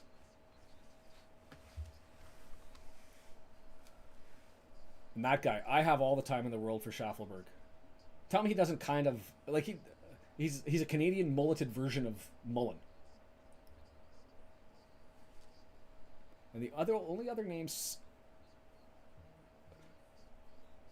pissed. We poked the bear. I hope. Do I hope that he? Have we seen the Argentinians pissed off? I don't know.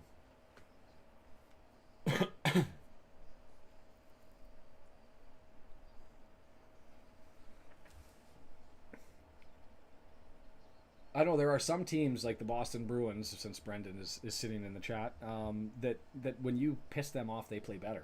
And then there are teams, my team, the Vancouver Canucks, when you piss them off, they get in their heads. And I don't think I've ever seen a situation where Messi's been pissed off. And what the outcome is, so that I can end up qualifying what the anticipated outcome is going to be. I will just say this. This second half is going to be exceptionally difficult. We've seen that against Holland, even though we had earlier subs. We'll probably hold on for 65, 70 minutes with this starting 11 where we made changes at the half and the last time.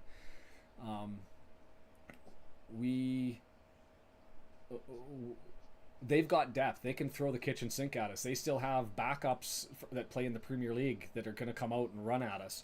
And what are we going to do? We're going to throw out a 24-year-old who's played a handful of games in the MLS. It's a big drop-off in depth at the moment. We've got some top-end talent, but we've got a drop-off in depth. And so we'll see what happens. Frightening, determined. That's scary. The last thing I want is a frightening, determined guy who scores at will.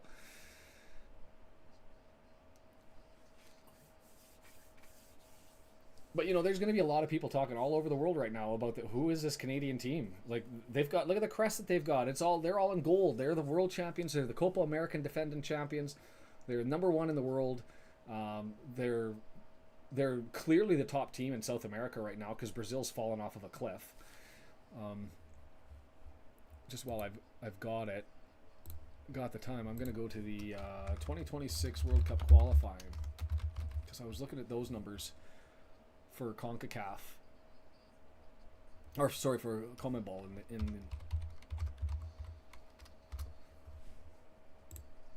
because they've already played 6 games.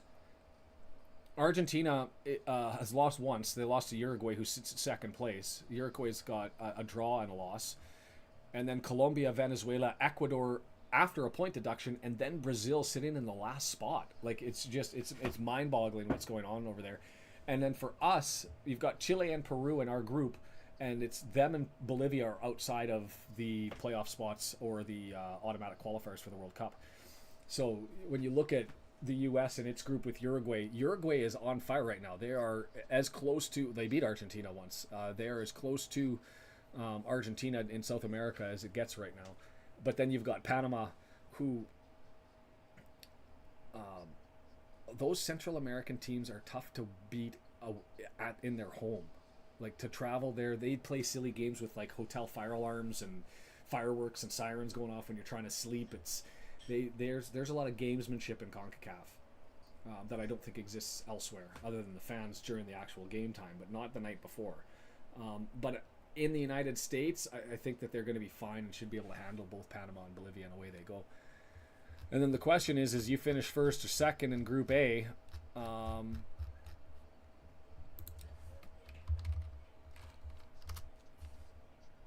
And I believe it's Group B that we would end up matching up against, if I recall correctly from my very first. Yeah, Group A and B match up against each other. And the reality is they match up against each other in the semifinals as well. So we could see, in a perfect world, if everything goes absolutely dreamy, we have Argentina again in the semifinal. Good Lord, sounds like college. It kind of is. They look calm. All business watching these guys coming out. But for us, we've got Mexico, Ecuador, Venezuela, and Jamaica in the other group. Ecuador and Venezuela doing better than Chile and Peru, but also not exceptional. There's, I just want to get into the quarters. To me, that would be crazy, but it's also doable. Taking a point off of Argentina is a massive help because it gives you a little bit of buffer and a little bit to play with as you go forward against Peru and Chile, because getting a draw against them rather than having to pull out 3 points to advance, and the goal difference benefit is massive. So I will take a 0-0 draw. I don't need anybody to score today, and I will be happy as all hell. And we can take it as we wait as Davis sits around. Davis. This Welsh thing in the Wrexham side is going to get me in trouble for calling our top player Davis the entire time.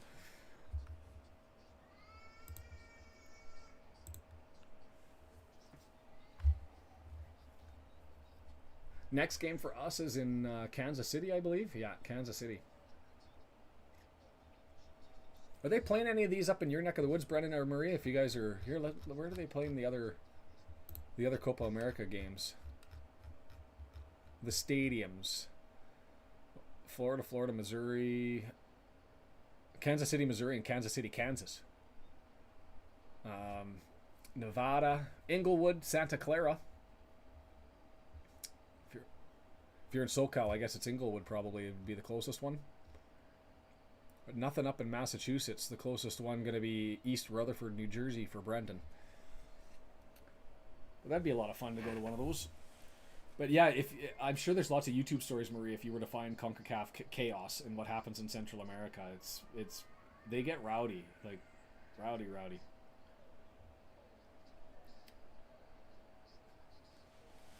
Oh boy, can we do something about this? Can we shock the world? And I would take a draw.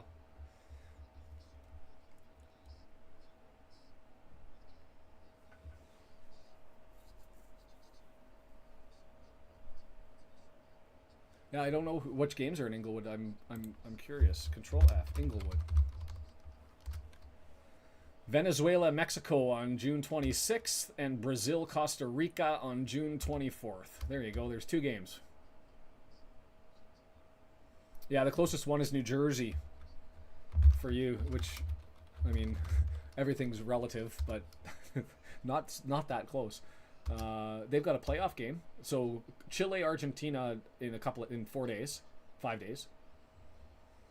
So you can go and watch Messi there. Uruguay against Bolivia on the 27th, and then a semifinal match on July 9th. Wonder what that would cost.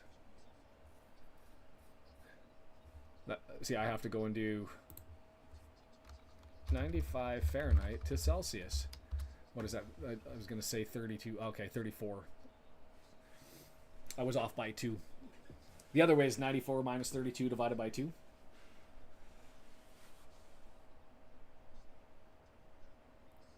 If I had nothing better to do, I would definitely go and take one of those in. I mean, the options for me are limited. I refuse to go to Whitecaps matches. It's almost solely because of the reaction that's happened to the Wrexham thing, the elitism and nonsense that has been coming out of Vancouver fans. I go watch Vancouver FC of the second tier. That's just, and they're actually closer. They're 20-minute drive the other way from me in Langley. But I'll wait. The nice thing about being in Vancouver is we're one of 2 major stops for the national team to play games when they play in Canada. And when we have the World Cup that comes out in 2026, I'm hoping to try and get a whole bunch of tickets. And my dream for that, I would love for Wales to get a game here. Canada will have at least 1 game here. And I think it might even be 2. And if England can get a game here, because that's where the in-laws are from,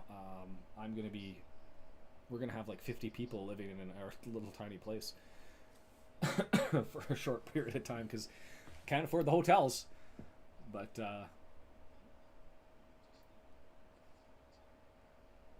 the old guys taking their time coming out at the half. Is that what this is? Do you think they're going to come out like a cannon, Argentina?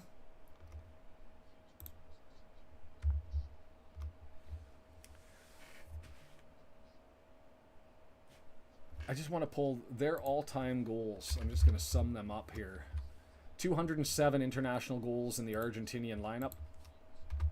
Maybe it's not even that much of a comparison. 95 in the in Concacaf, but the difference is we're getting our goals against Antigua and Montserrat and the minnows. Mind games. Yeah, it's been a long wait. They're under the ball. I will get everything all lined up to hit that green start button. Watch the channel. 2 concurrent viewers. It's just you, Marie, and or you, Brendan. One of you have left, and somebody else who hasn't announced themselves.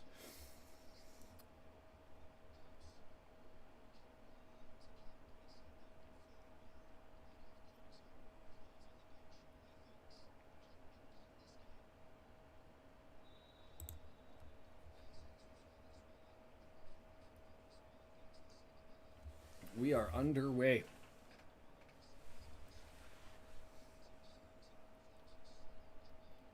$71,000 people, and I expected there to be more activity here from Argentina, and maybe they'll do that in a slow, methodical build-up. We will see. Hebert.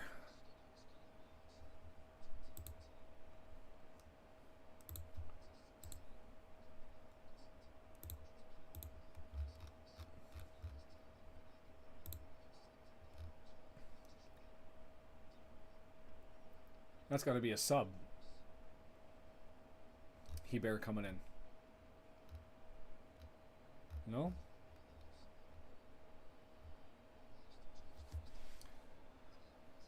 Alvarez on the left-hand side. What can he do with it? Kone, get there. Gotta love the work rate, right? Get him into the midfield. They make an opportunity, and then the pace ends up pressing them out. And they're not able to come forward. Just make them a little bit uncomfortable here as it gets a little bit of a shoulder barge on that one. Really? Fascinating. I didn't think he caught enough of them. Yeah, okay. He got there late and wrapped up his leg. From the blimp where we were watching that, I just thought that there was contact at the same time going for the ball, and they both got the ball. But nope, he got the leg, not the ball. Kone, dingle dangle all around, tries to play it forward to Davies, but gets the angle wrong, and it heads over the wrong side. Kicked out, and they look for a touch, and they say it touched us. Whoa, bring it back over here, sir. And DePaul says, "You, please let me cheat, sir. I'm Argentinian." So I'm gonna get in trouble. Should I make smarmy comments like that? And so the question, Jesse Marsh, when's he gonna make subs? I almost don't want them. You've had these 11 fighting for their lives. Give them a chance to fight for it. Nice tackle, Johnston. Slows him down with Acuna. Johnston's still there. Well done. Make him turn around. Think about it, lads. Well, they did lose to Uruguay, so I don't know what the score was on that one, but not against a team that's 50th overall in FIFA rankings, right? Like, that's the difference. And the thing is Argentina's used to playing team other than Bolivia. I mean, you can look at the stuff that's there. Everybody else, I think, is in the top 50 in South America. Paraguay 53, so almost everybody. But, you know, Argentina's not playing. Oh, boy. That's a goal. You can see that. The numbers. The numbers. Kripo came out, and I was confident that he was going to be able to stop the first one or deflect the first one or get rid of the first one. But the reality was our defense wasn't set. And so they were able to...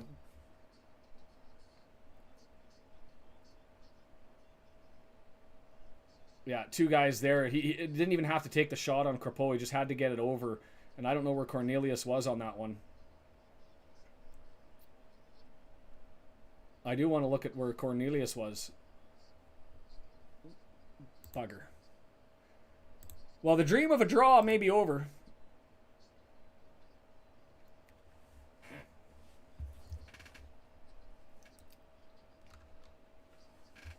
It's my fault for reaching for the Coke Zero.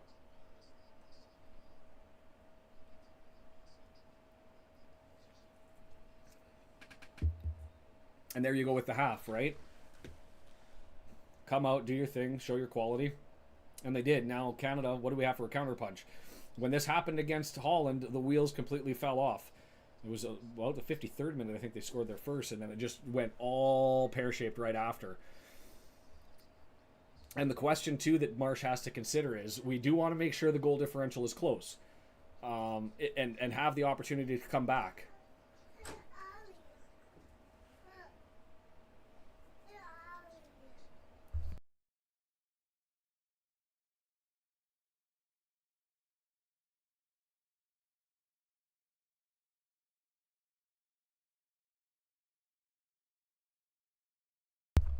Crapo with the save. See, this is just too many numbers on that right-hand side. They're just overloading one side, right? But it wasn't that much of an opportunity. To be fair, Bombito, I think, dealt with that and took away most of it.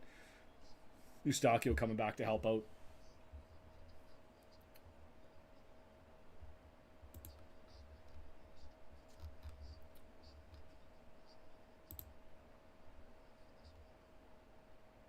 In swinger from Messi, and he's going to go for it. It's not short. Long, had it away. Kripo didn't have to get there, but he was there for the punch-out.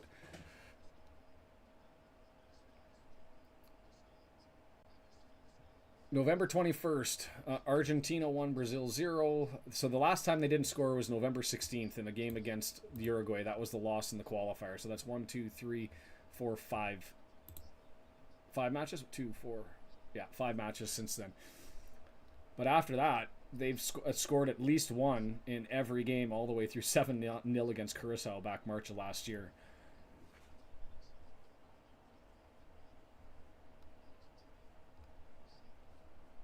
Since June of 2022, they've scored at least one in every match they've played except for one against Uruguay.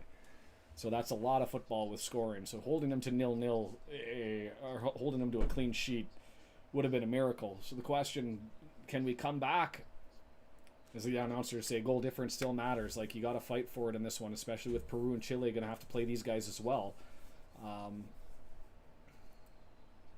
You want to be able to take a draw and advance, right? And that's the benefit of keeping this game close, is you put the pressure on those other ones.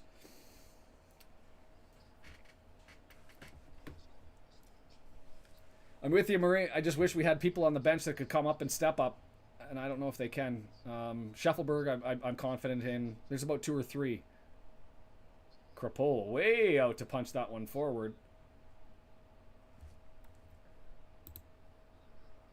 Poop.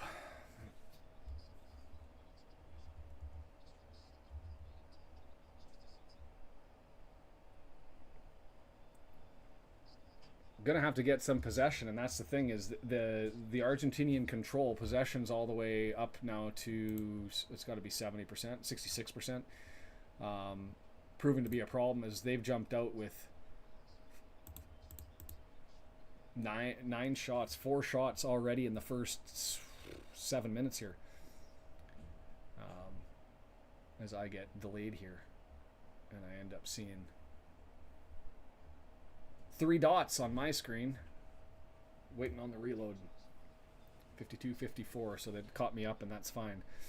Okay, let's do something with the possession here. Get back into it, get some confidence, get an opportunity and a chance as Buchanan has it, and it gets headed out. Let's go. It's all Brendan's fault. It's all your fault. You missed a goal that was clear as day going to come. They've started loading up one side of the box and the other side of the box, and so the loose ball that came, it was just moved over by McAllister. And it was pretty much an easy tap in, because Crapeau came out and clearly was just all focused on the shot, and Alvarez was able to get the pass from McAllister and had a wide open net and was able to punch it in. I didn't on the replay see where Cornelius was, because that was really his spot, but Bombito and Estacio were the 2 that were trying to fill in the gap there. Out of play for a throw. That's fine. Everybody move your legs and get back.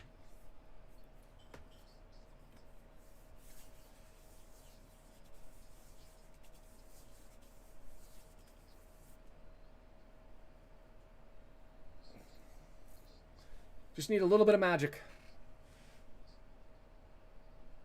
Little bit of magic. But it is fascinating to just have a completely different perspective on the game. Like I was mentioning to you before, like if Wrexham was down at this point in time, in at least in League 2 and in the National League, you have the expectation that the team will be able to find a way and make it back. In Canada, that goal is just deflating. Massively deflating. And it's because I just don't know if we have the ponies to be able to pull it from the depths, especially as the pressure just is increasing.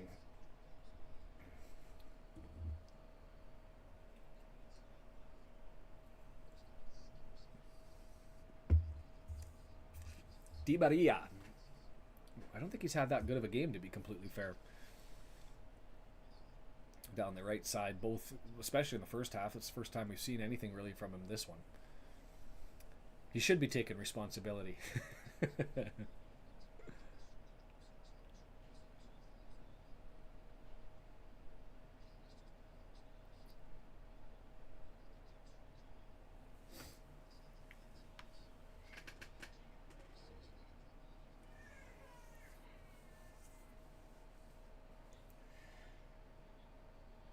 He's on side 2.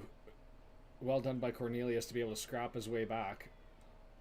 I don't see a foul. The whole team is calling for it. Maybe that's just a little hockey mentality. A little bit of a shoulder charge, a little bit of a nudge. And we say that's all fine.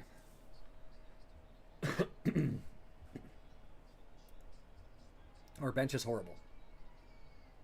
Our bench is a big step down. And you can get that just by looking at the number of caps that are popping up on the thing here. Joel Waterman, 3 caps. Oof, I think if Messi would have gone down there on that physical contact, he would have probably drawn a penalty, to be fair. Good for him for fighting through it and then just saying no. Jody Jones would have flopped there.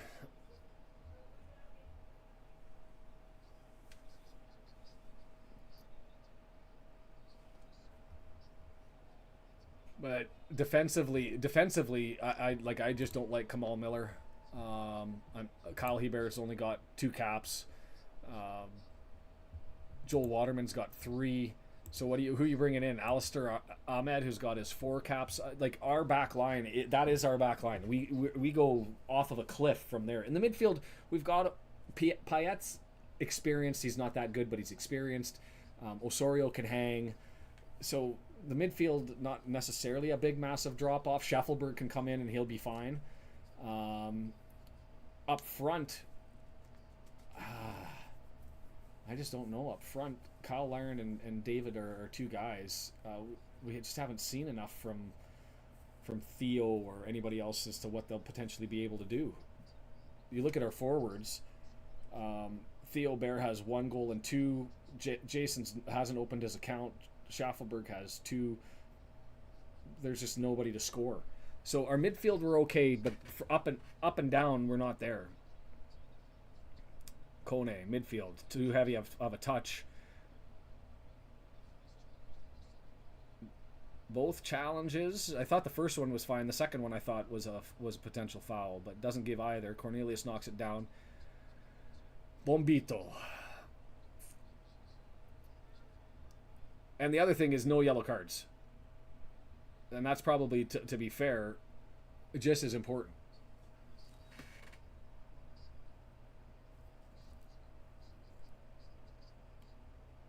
Ooh, a little bit of this. A little bit of this. From the Argentinian coach. Oh, and here we go. And this will be Schaffelberg. It's got to be. Yeah. The mullet machine from Kentville. Oh, and he came on for Tejan and not for Liam. Is that Tejan that went off? That's interesting, because he's usually on the left-hand side, so I'm interested to see how we...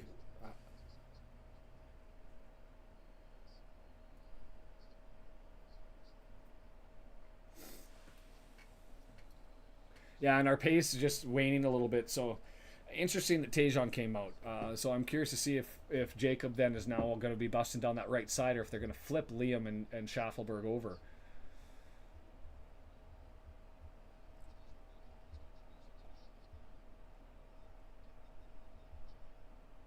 No, Liam's still over on that left side, and there's Schaffelberg filling in for Buchanan, putting in the legwork up front. And that's fine as long as it's consistent. Let them run. Let them do their thing. I'm okay with whatever standard set, as long as the standard is adhered to. Argentina on its way.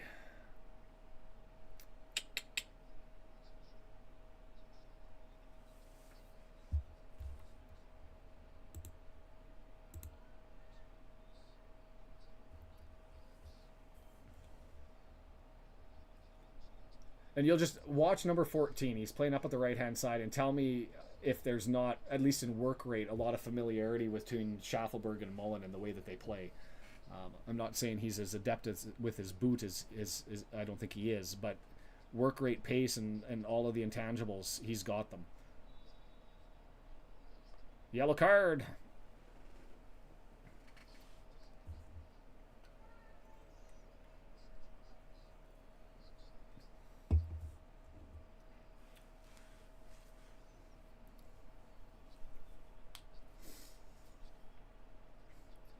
Problem is they take DePaul off, and who do they go with?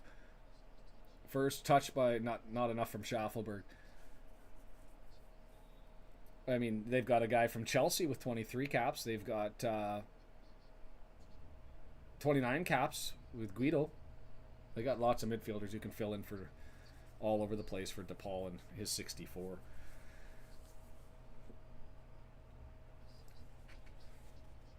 Never give up, never surrender. That's a meme I should end up adding to the process. I'll give up some control. Let somebody play that one in the background.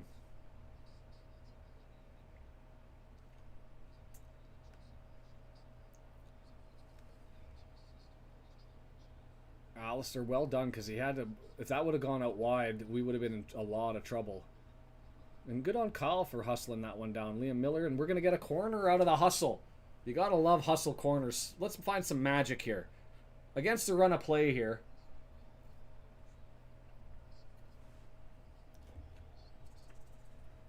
Come on, Eustachio. Right-footed in-swinger.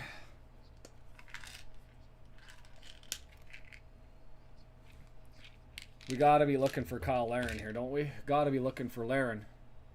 And David's going to just be looking to snap something up loose. And it's not there loose. He had it away easy. And a relatively simple clear by Argentina. Set pieces. You think they're experienced and capable? Alfonso. Up the Bombitos all the way up there.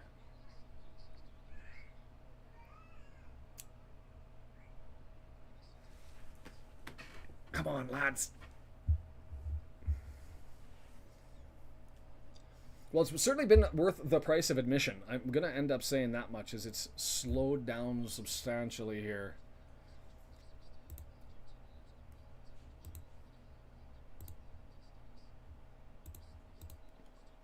It's interesting. They must have had some invitational teams from Concacaf that they've allowed in the past, because it's never been this big. As we've got a chance here. Tried to go for the cross across. Scheffelberg. No. Oh, that was Liam Merrill. The counter attack is on. I thought I would have liked David to have a crack. Like, how many goals does he have in League One? 40 something or other?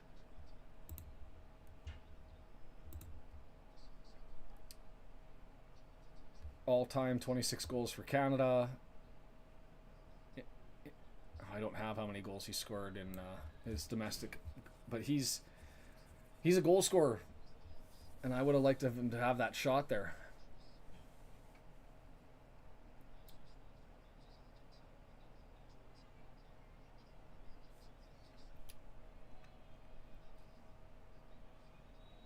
That replay definitely showed that they're letting him play. Yeah, I don't know. I think I would have trusted him to take the boot. Woo, Schaffelberg. Just all over the pitch. That old never give up, never surrender. That's the guy who defines it. Like, he makes something out of nothing. Bombito. Alistair Johnston, right-hand side. Schaffelberg, the speedy one on the right-hand side. It's his touch, but he gets it across. David. Liam Miller, is he going to have a crack? No, gets it over to Davies. Davies! Headed up, straight up. Eustachio not able to out-jump the arms of Martinez. Uh-oh.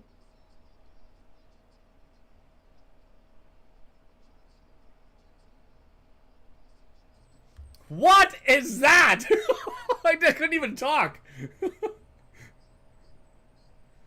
The last guy that you would have ever wanted to come running down on you on a 1-on-0, able to get back there, saved, gets the ball again and still can't score up against the defender. Stop. Go back. Backing him up is that Cornelius? It is. It's... What? Not how you draw it up. Not how you draw it up at all. Okay, so what we're going to do is we're going to press so much that we're going to leave Messi free in the back. No big deal. We'll make it up. We'll get back there. We'll cover it. Kripo, you got this? You got the big save? Yeah? Cornelius, you're going to step in front of it? Good. Marsh is just like, that's how we drew it up, right? Another corner, right-footed, in-swinger from the left side. Come on. I want a garbage goal. I want how it's scripted. It goes to Kyle Larin. He has 3-4 bodies that all come towards him. He powers through, can't get to the ball. It ends up loose, and David it falls on his boot. Because that's what happens. Jonathan David, it just lands on his boot, and you wonder how the hell that happened. Holy crap is right, though. It's like, that's going to be on the replay. Bombito in a battle. Headed up. All the way across. It was not touched, so Schaffelberg's got to collect it. Put it back in. Put it back in. Headed wide. David, our goal scorer, Are we getting too excited? We're Billy Waters in this, and I don't think there's anybody here who's not a Wrexham fan, so that they will actually know what I'm saying there. But was that not like the definition of Billy Waters? Is you've got all the time there. You're wide open. You're the second leading scorer in League One in France, only to Mbappe. Like, to me, you got to do better there. You got to do better there. I don't know if we're gonna get a better chance than that. Lo Celso. Going to be somebody coming in on the midfield. Tottenham Hotspur, 52 caps all time, 3 goals.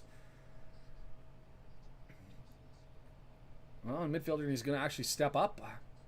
He's going to play over on the right-hand side up front with Di Maria, where Di Maria was. Interesting, moving along a lot. Am I wrong on the David chance that was like, I don't think we're going to get a better look than that. Wide open, nobody within 4 feet. It's on his head, and he jumps up early, and he can't get his head around it to get it down. And to your leading goal scorer, well, not for the club, but goals per game. He's our guy. He scores in half of his games.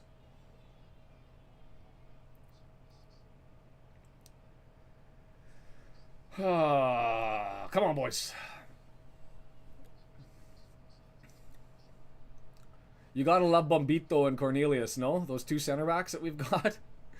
2 young guys taking on the Argentinian forwards, and Messi, and no fear. Not a care in the world. Cornelius. He just screams confidence. Playing in the Swedish First Division.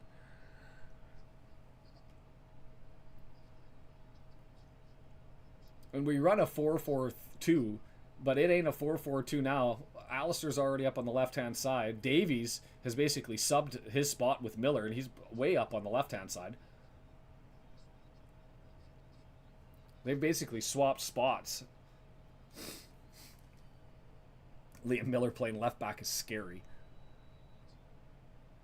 The Preston North End, man.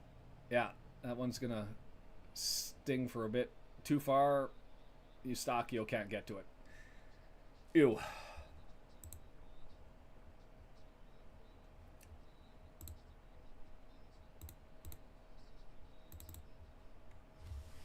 I didn't know he was on loan to Preston North End. I actually thought he'd sign there. So from Basel, I wonder where he's going to play next year and whether he's going to recall his loan and take him back. From what I've heard, is he performed exceptionally well in Preston North End. And so I would have thought that they would either want him to come back on loan or to keep him. But maybe Basil's impressed and want to get him back. It's fascinating with those loans, right? Because we can go to Switzerland. We can go to the Netherlands. That's been a gateway for a lot of our mid-level players. But getting over to England and Wales is hard, and harder to get to than Scotland. Schaffelberg, do a thing.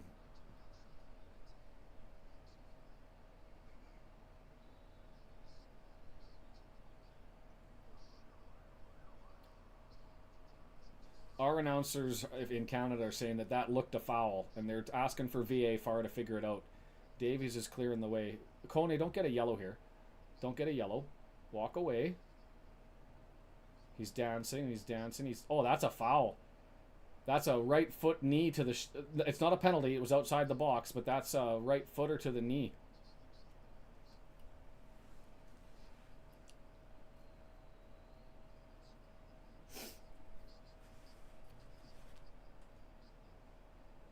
I don't even think that was a booking, to be fair. So I don't know if they can call down for just the fouls on the VAR. Because I don't think that there was enough in that to make it look... I don't know what the VAR rules for being able to call down are. And whether they're going to make him go over and look at the display. But it's a penalty check. It's not a penalty. It's just a foul. It was outside of the box. It has to be.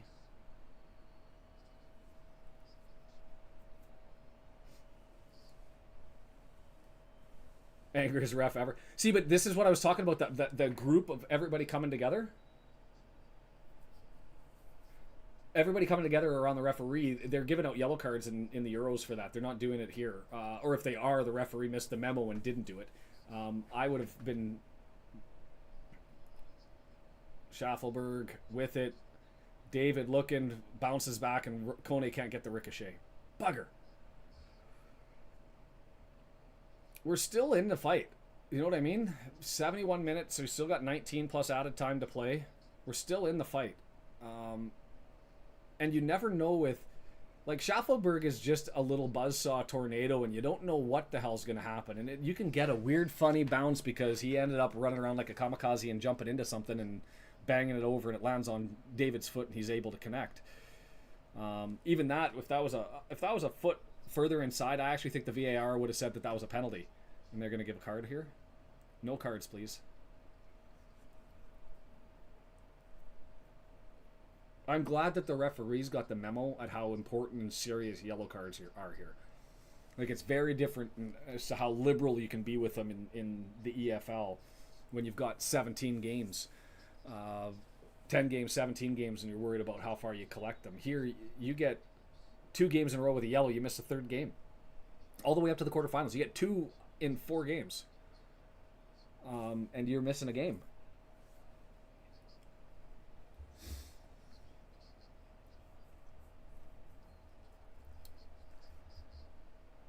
Come on. David pushing on Martinez. Schaffelberg going up there to put the press on.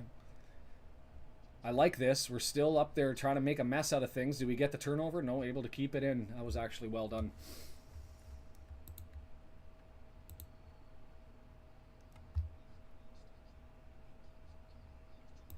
Come on, Davies. Come on, Davies. Do a thing. Beat him. Right-footed. You didn't draw your foot over far enough. You could tell. You could tell as soon as he hit that thing.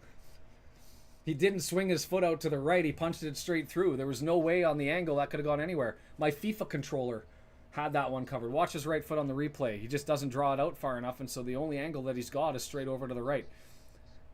There's no way he could have spun that around the other way.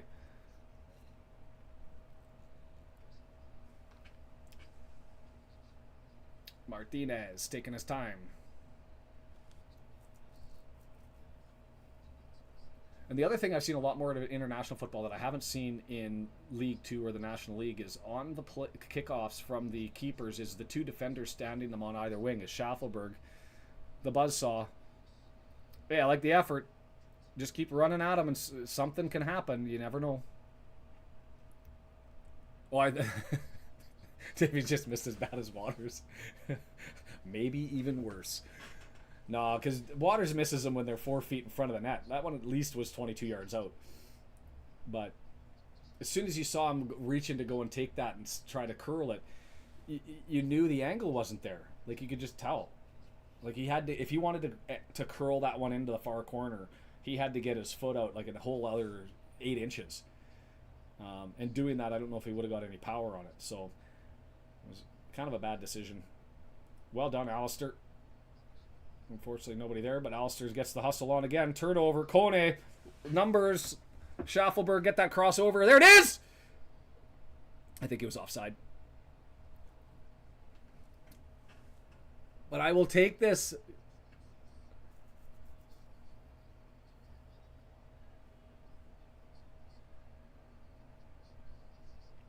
Was he offside?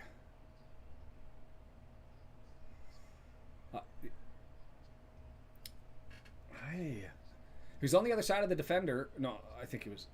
Was he off? Did 25 keep him on? That one was maybe closer than I thought. He was certainly ahead of the other defender, but I think that the one that was defending Schaffelberg may have been far enough behind. It was way closer than I thought on first blush. Otamendi and Martinez coming in. Otamendi, Buenos Aires. This will be his 113th cap. Benfica of the Premier Liga in Portugal.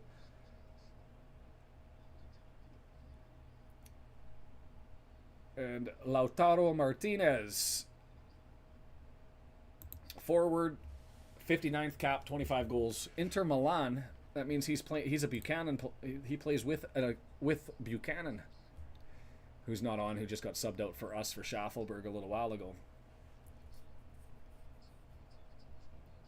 There's the replay of the goal, Brennan, if you hadn't seen that one before. And that's the thing, the Argentinian bench is going to come out, and it's good players. Who do we come out with? Osorio come in? It can only be Osorio and Larea. I don't think that anybody else that's there has the skill set. And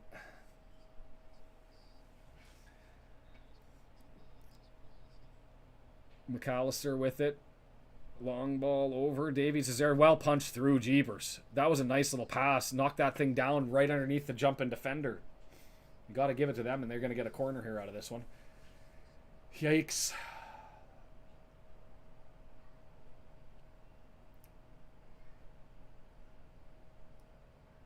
You know what? This is so much better, though, than watching us beat, whoever 8-0 in the Concacaf match in the summertime. Cleared out. Cornelius gets it free, and it's going to go for a throw. That's fine. Let's set this up. Does Argentina have a mistake in it? Jonathan David, but you got to hold up. You got to hold it up. Well done. If you can't hold it up, then draw a foul and let everybody come forward. I don't think it can. That's not a yellow. No, they've been letting them play the whole time. You can't give a yellow for that either. In club play, that's a yellow. In international, that's not a yellow. You call the foul. You let us go forward. You know that David has no other play other than to draw a foul because he's not going to hold it all up. Well done and well read. Tried to sneak it across to Davies and couldn't get it to him. Cornelius.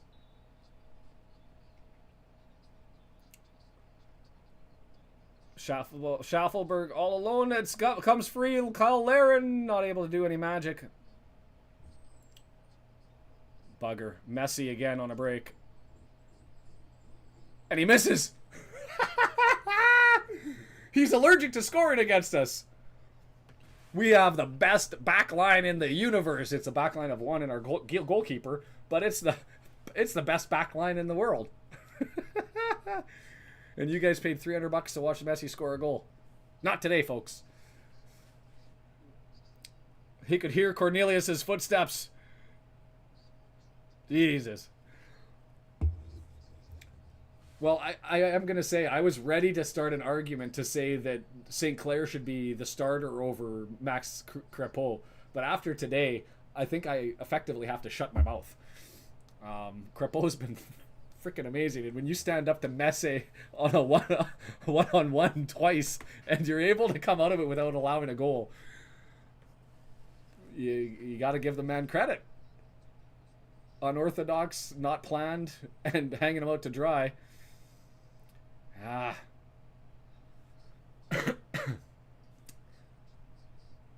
So you're giving it to Ronaldo? I mean, oh, there you go, Larea with his 50th.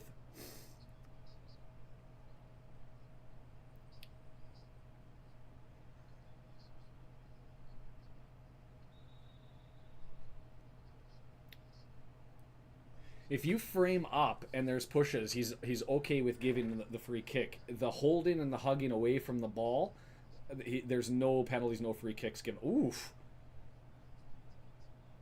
He took his leg out from behind.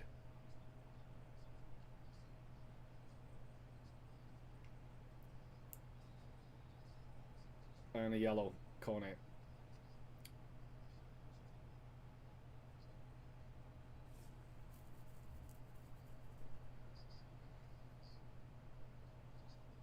Yeah, that's a yellow. That's a yellow card.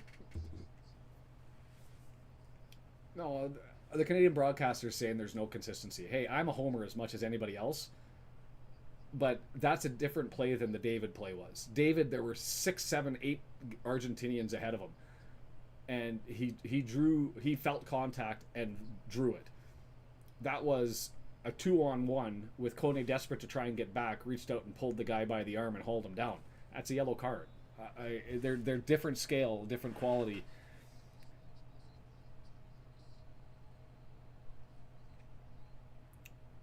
Was that offside? Because if it wasn't offside, that was a blown defense. And a wish and a prayer. Oh, that's way offside. By a mile offside. That wasn't just a foot on the VAR. That was a whole body. Come on, lads. 10 minutes to do some magic here. Is that Miller way over on that side now? And Larea over on the left with Davies, trying to free up and do something different to get Davies free. So they put... Oh. I don't even want to watch that. What the hell?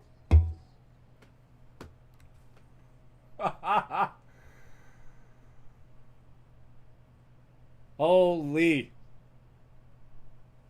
I didn't see what happened to Messi.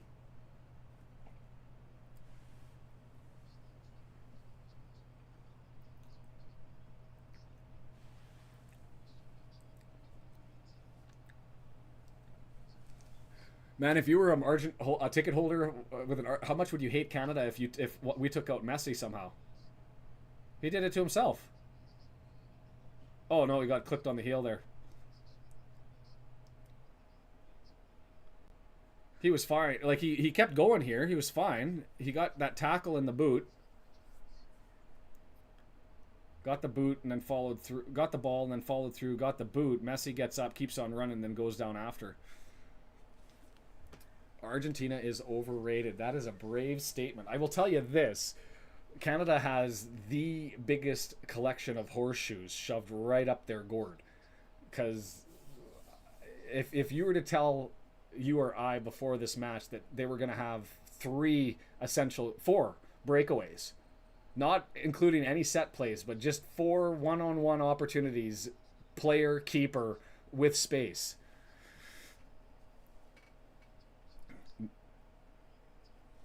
Yeah, Max Crepeau at 30 years of age just gets announced that somebody in the Premier League is signing him. he's coming over.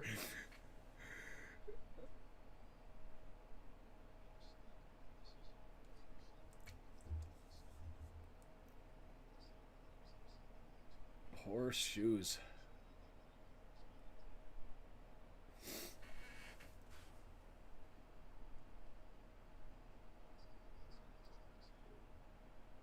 I would love to see a goal, but the biggest thing is yellow.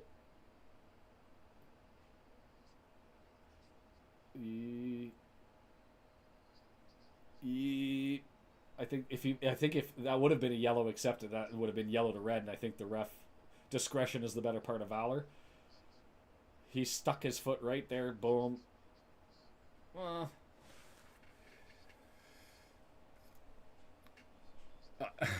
I was almost apologizing for Canada.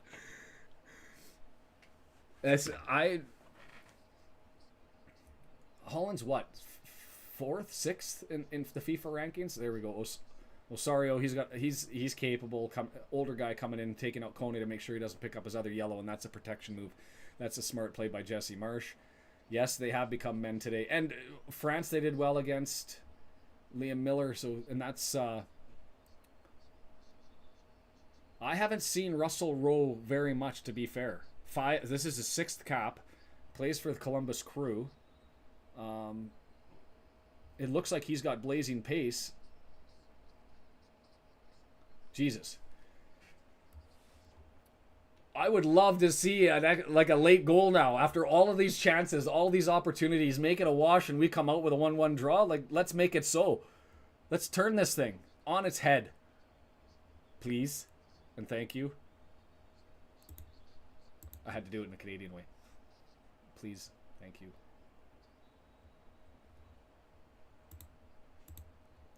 $16 shots to 9. We haven't had we haven't had shots at all.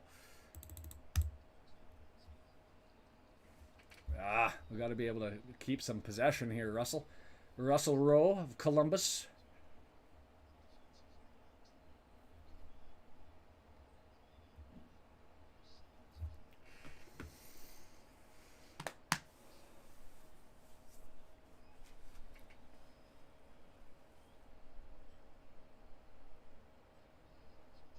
Eustachio, Cornelius looking to bypasses Larrea. I would have taken Larrea as the option. Can Davies try and get around it? Funny bounce.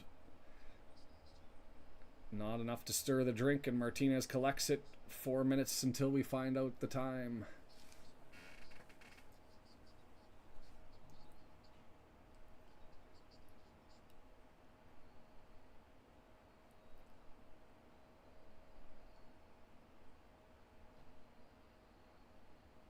Oof. Up over the top, Argentina with it. Nice little back heel, but it doesn't go through. Come on, Schaffelberg, get there. It doesn't win the ball. Well done to lay up on that, though. Pushing down the pragmatism. I haven't gone complete snaky and started saying really nasty things about anybody yet. The defensive switch. That was quite the flop there on the Schaffelberg challenge. 3 minutes, Argentina still pushing forward. Numbers over to the right. Oh, plays it through the middle and to the legs, and it's in. That's what I didn't want. No! We had such a good result going. I did say at the start 3-0. And so this is better than I was hoping so far, as long as I don't get another. And 1-0 I would have taken away and felt really, really good about. 2-0 is kind of like It was well done. I thought for sure that he was going to go over to the right-hand side. If I was playing FIFA, I would have been playing that over to the right. But that's why I'm not Messi, and he just touches it through. And well done, Crepo, with the patience, or with the scorer with the patience to get it through. And right 5-hole. You don't see too many 5-hole goals getting through the legs of a keeper. Bugger. The substitute comes in and pots one. Lautaro Martinez.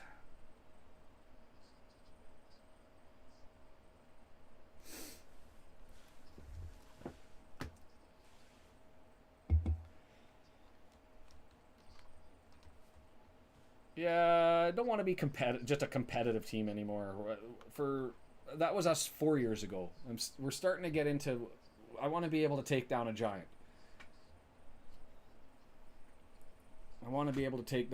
But I mean, let's be honest. We knew what the challenge was on the go forward here for Canada. And it wasn't this match. It was what's going to happen when we play Chile and Peru. Right? And can we do enough to get results from Chile and Peru? We have to get at least 4 points. At least 4 points.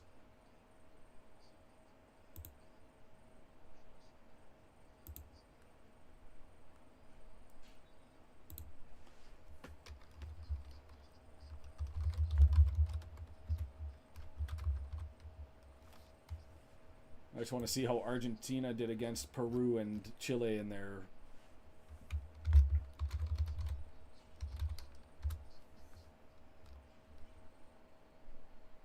Served back. Bombito not able to get there. Come on, boys. Keep sniffing.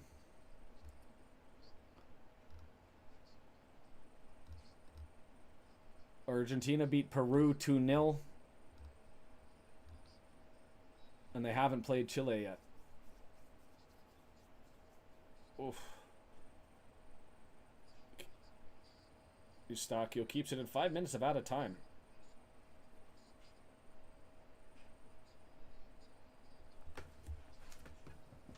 Davies with it in the back. That's debatably a yellow, yeah.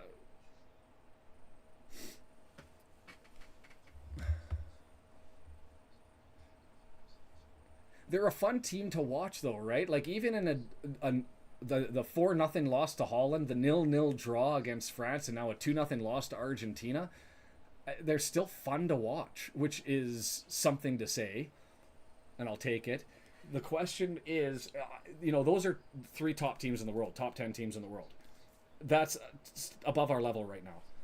But I really am excited to see how we hold up against Peru, Chile, and those teams in the 30th, 40th spots. Ooh, that took a deflection, and Martinez had to do well to kind of come the other way.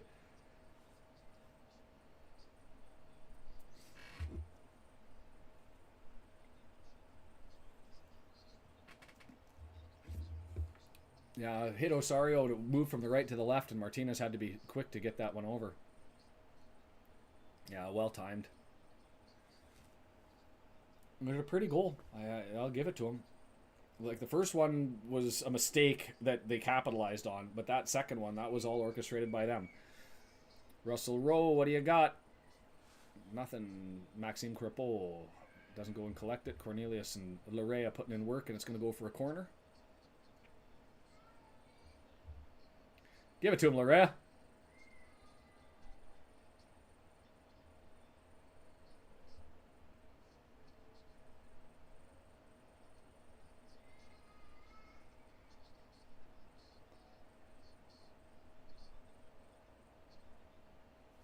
A little bit of feisty here at the end.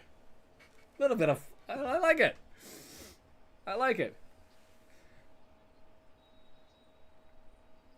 And so here's the question for you if you're Argentina and if you're Canada, and I'll say this. How much fun would it be? I mean, we have a lot of work to do. Chile and Peru is no joke, and then you're going to end up with probably Mexico. Is that who it is in Group B that would come out?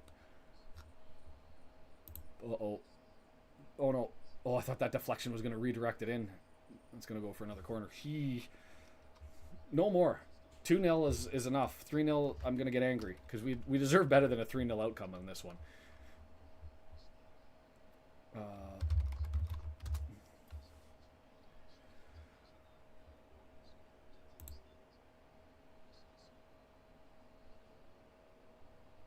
It's just... I think we should have had one at least from that David header. But to be fair, Argentina probably has missed more than their fair share, and it could have been a drubbing, and I don't think people would have ended up saying something else. Mexico or Brazil? No, it's got to be out of B. So Mexico. Brazil's in Group D, so they're a lineup with the U.S. or Uruguay in the bottom half of the draw. So, and Mexico, I mean, we've beat Mexico, and we can beat Mexico again. That one I'm okay with.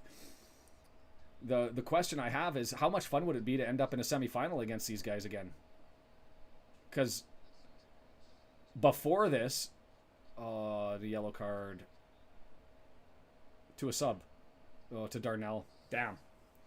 Because we don't have any other center backs. That hurts. That yellow card hurts.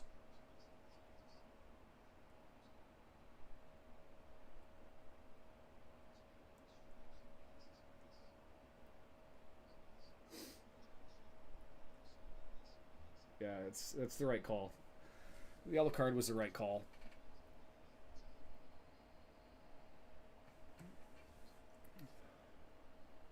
Yeah, I just would have loved to held on to that, because we don't. I mean, if Cornelius comes out, you got to go with Kamal Miller, and I'm not a fan. I'm not a fan.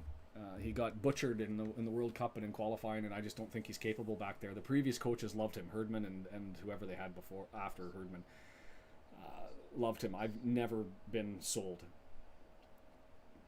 Positionally, he's fine if everything's in his space, but positionally he gets caught out so much. And having him come in instead of Cornelius in a game against Chile or Peru, well, I guess it wouldn't be. It would be the Peru match or the Chile match, the last one. So got to beat Peru, and then see how Chile does against Argentina on the 25th. I think they play. Important stop, and there's the whistle.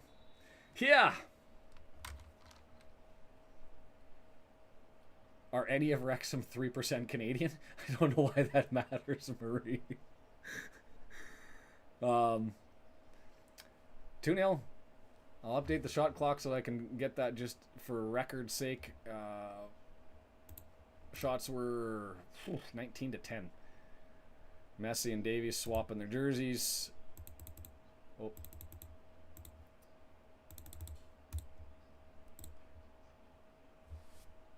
Dodged a bullet, but we just didn't do enough up front, and we got tired at the end. There's just not enough depth in the squad yet, but these are the games that matters, and hopefully you showcase. And there are players that are out there that have the potential to do a swap to Canada. And I'm trying to remember his name.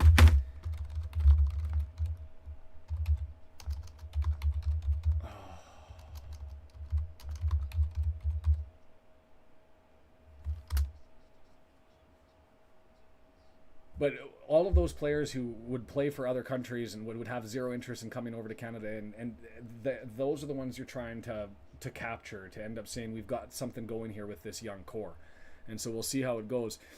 Hey, Brandon, Murray, I'm super thankful that you guys enjoyed yourself, and I'm glad that you were here to hang out with me. And although it wasn't as big as it was, I'm going to do two things for the next one. I'm going to make the graphic up for the next match so that it's set up so that we can do that and push that forward.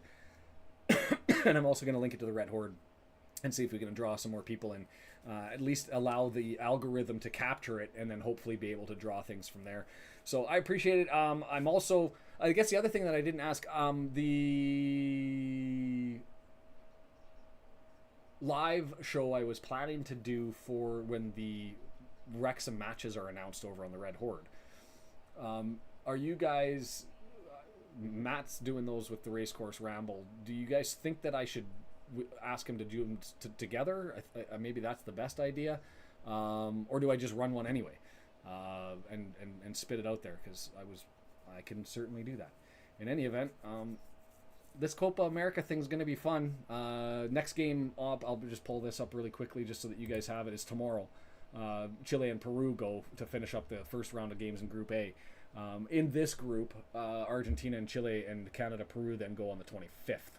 So that's when the next one will be. I don't think I'm planning to cover the U.S. games, just because I still have time issues. But we'll see how it goes if I can sneak in another one and figure all that sort of stuff out. So we'll merge it up together and figure it all out. And thanks, guys, for being here. And I will see you maybe on Monday, maybe early.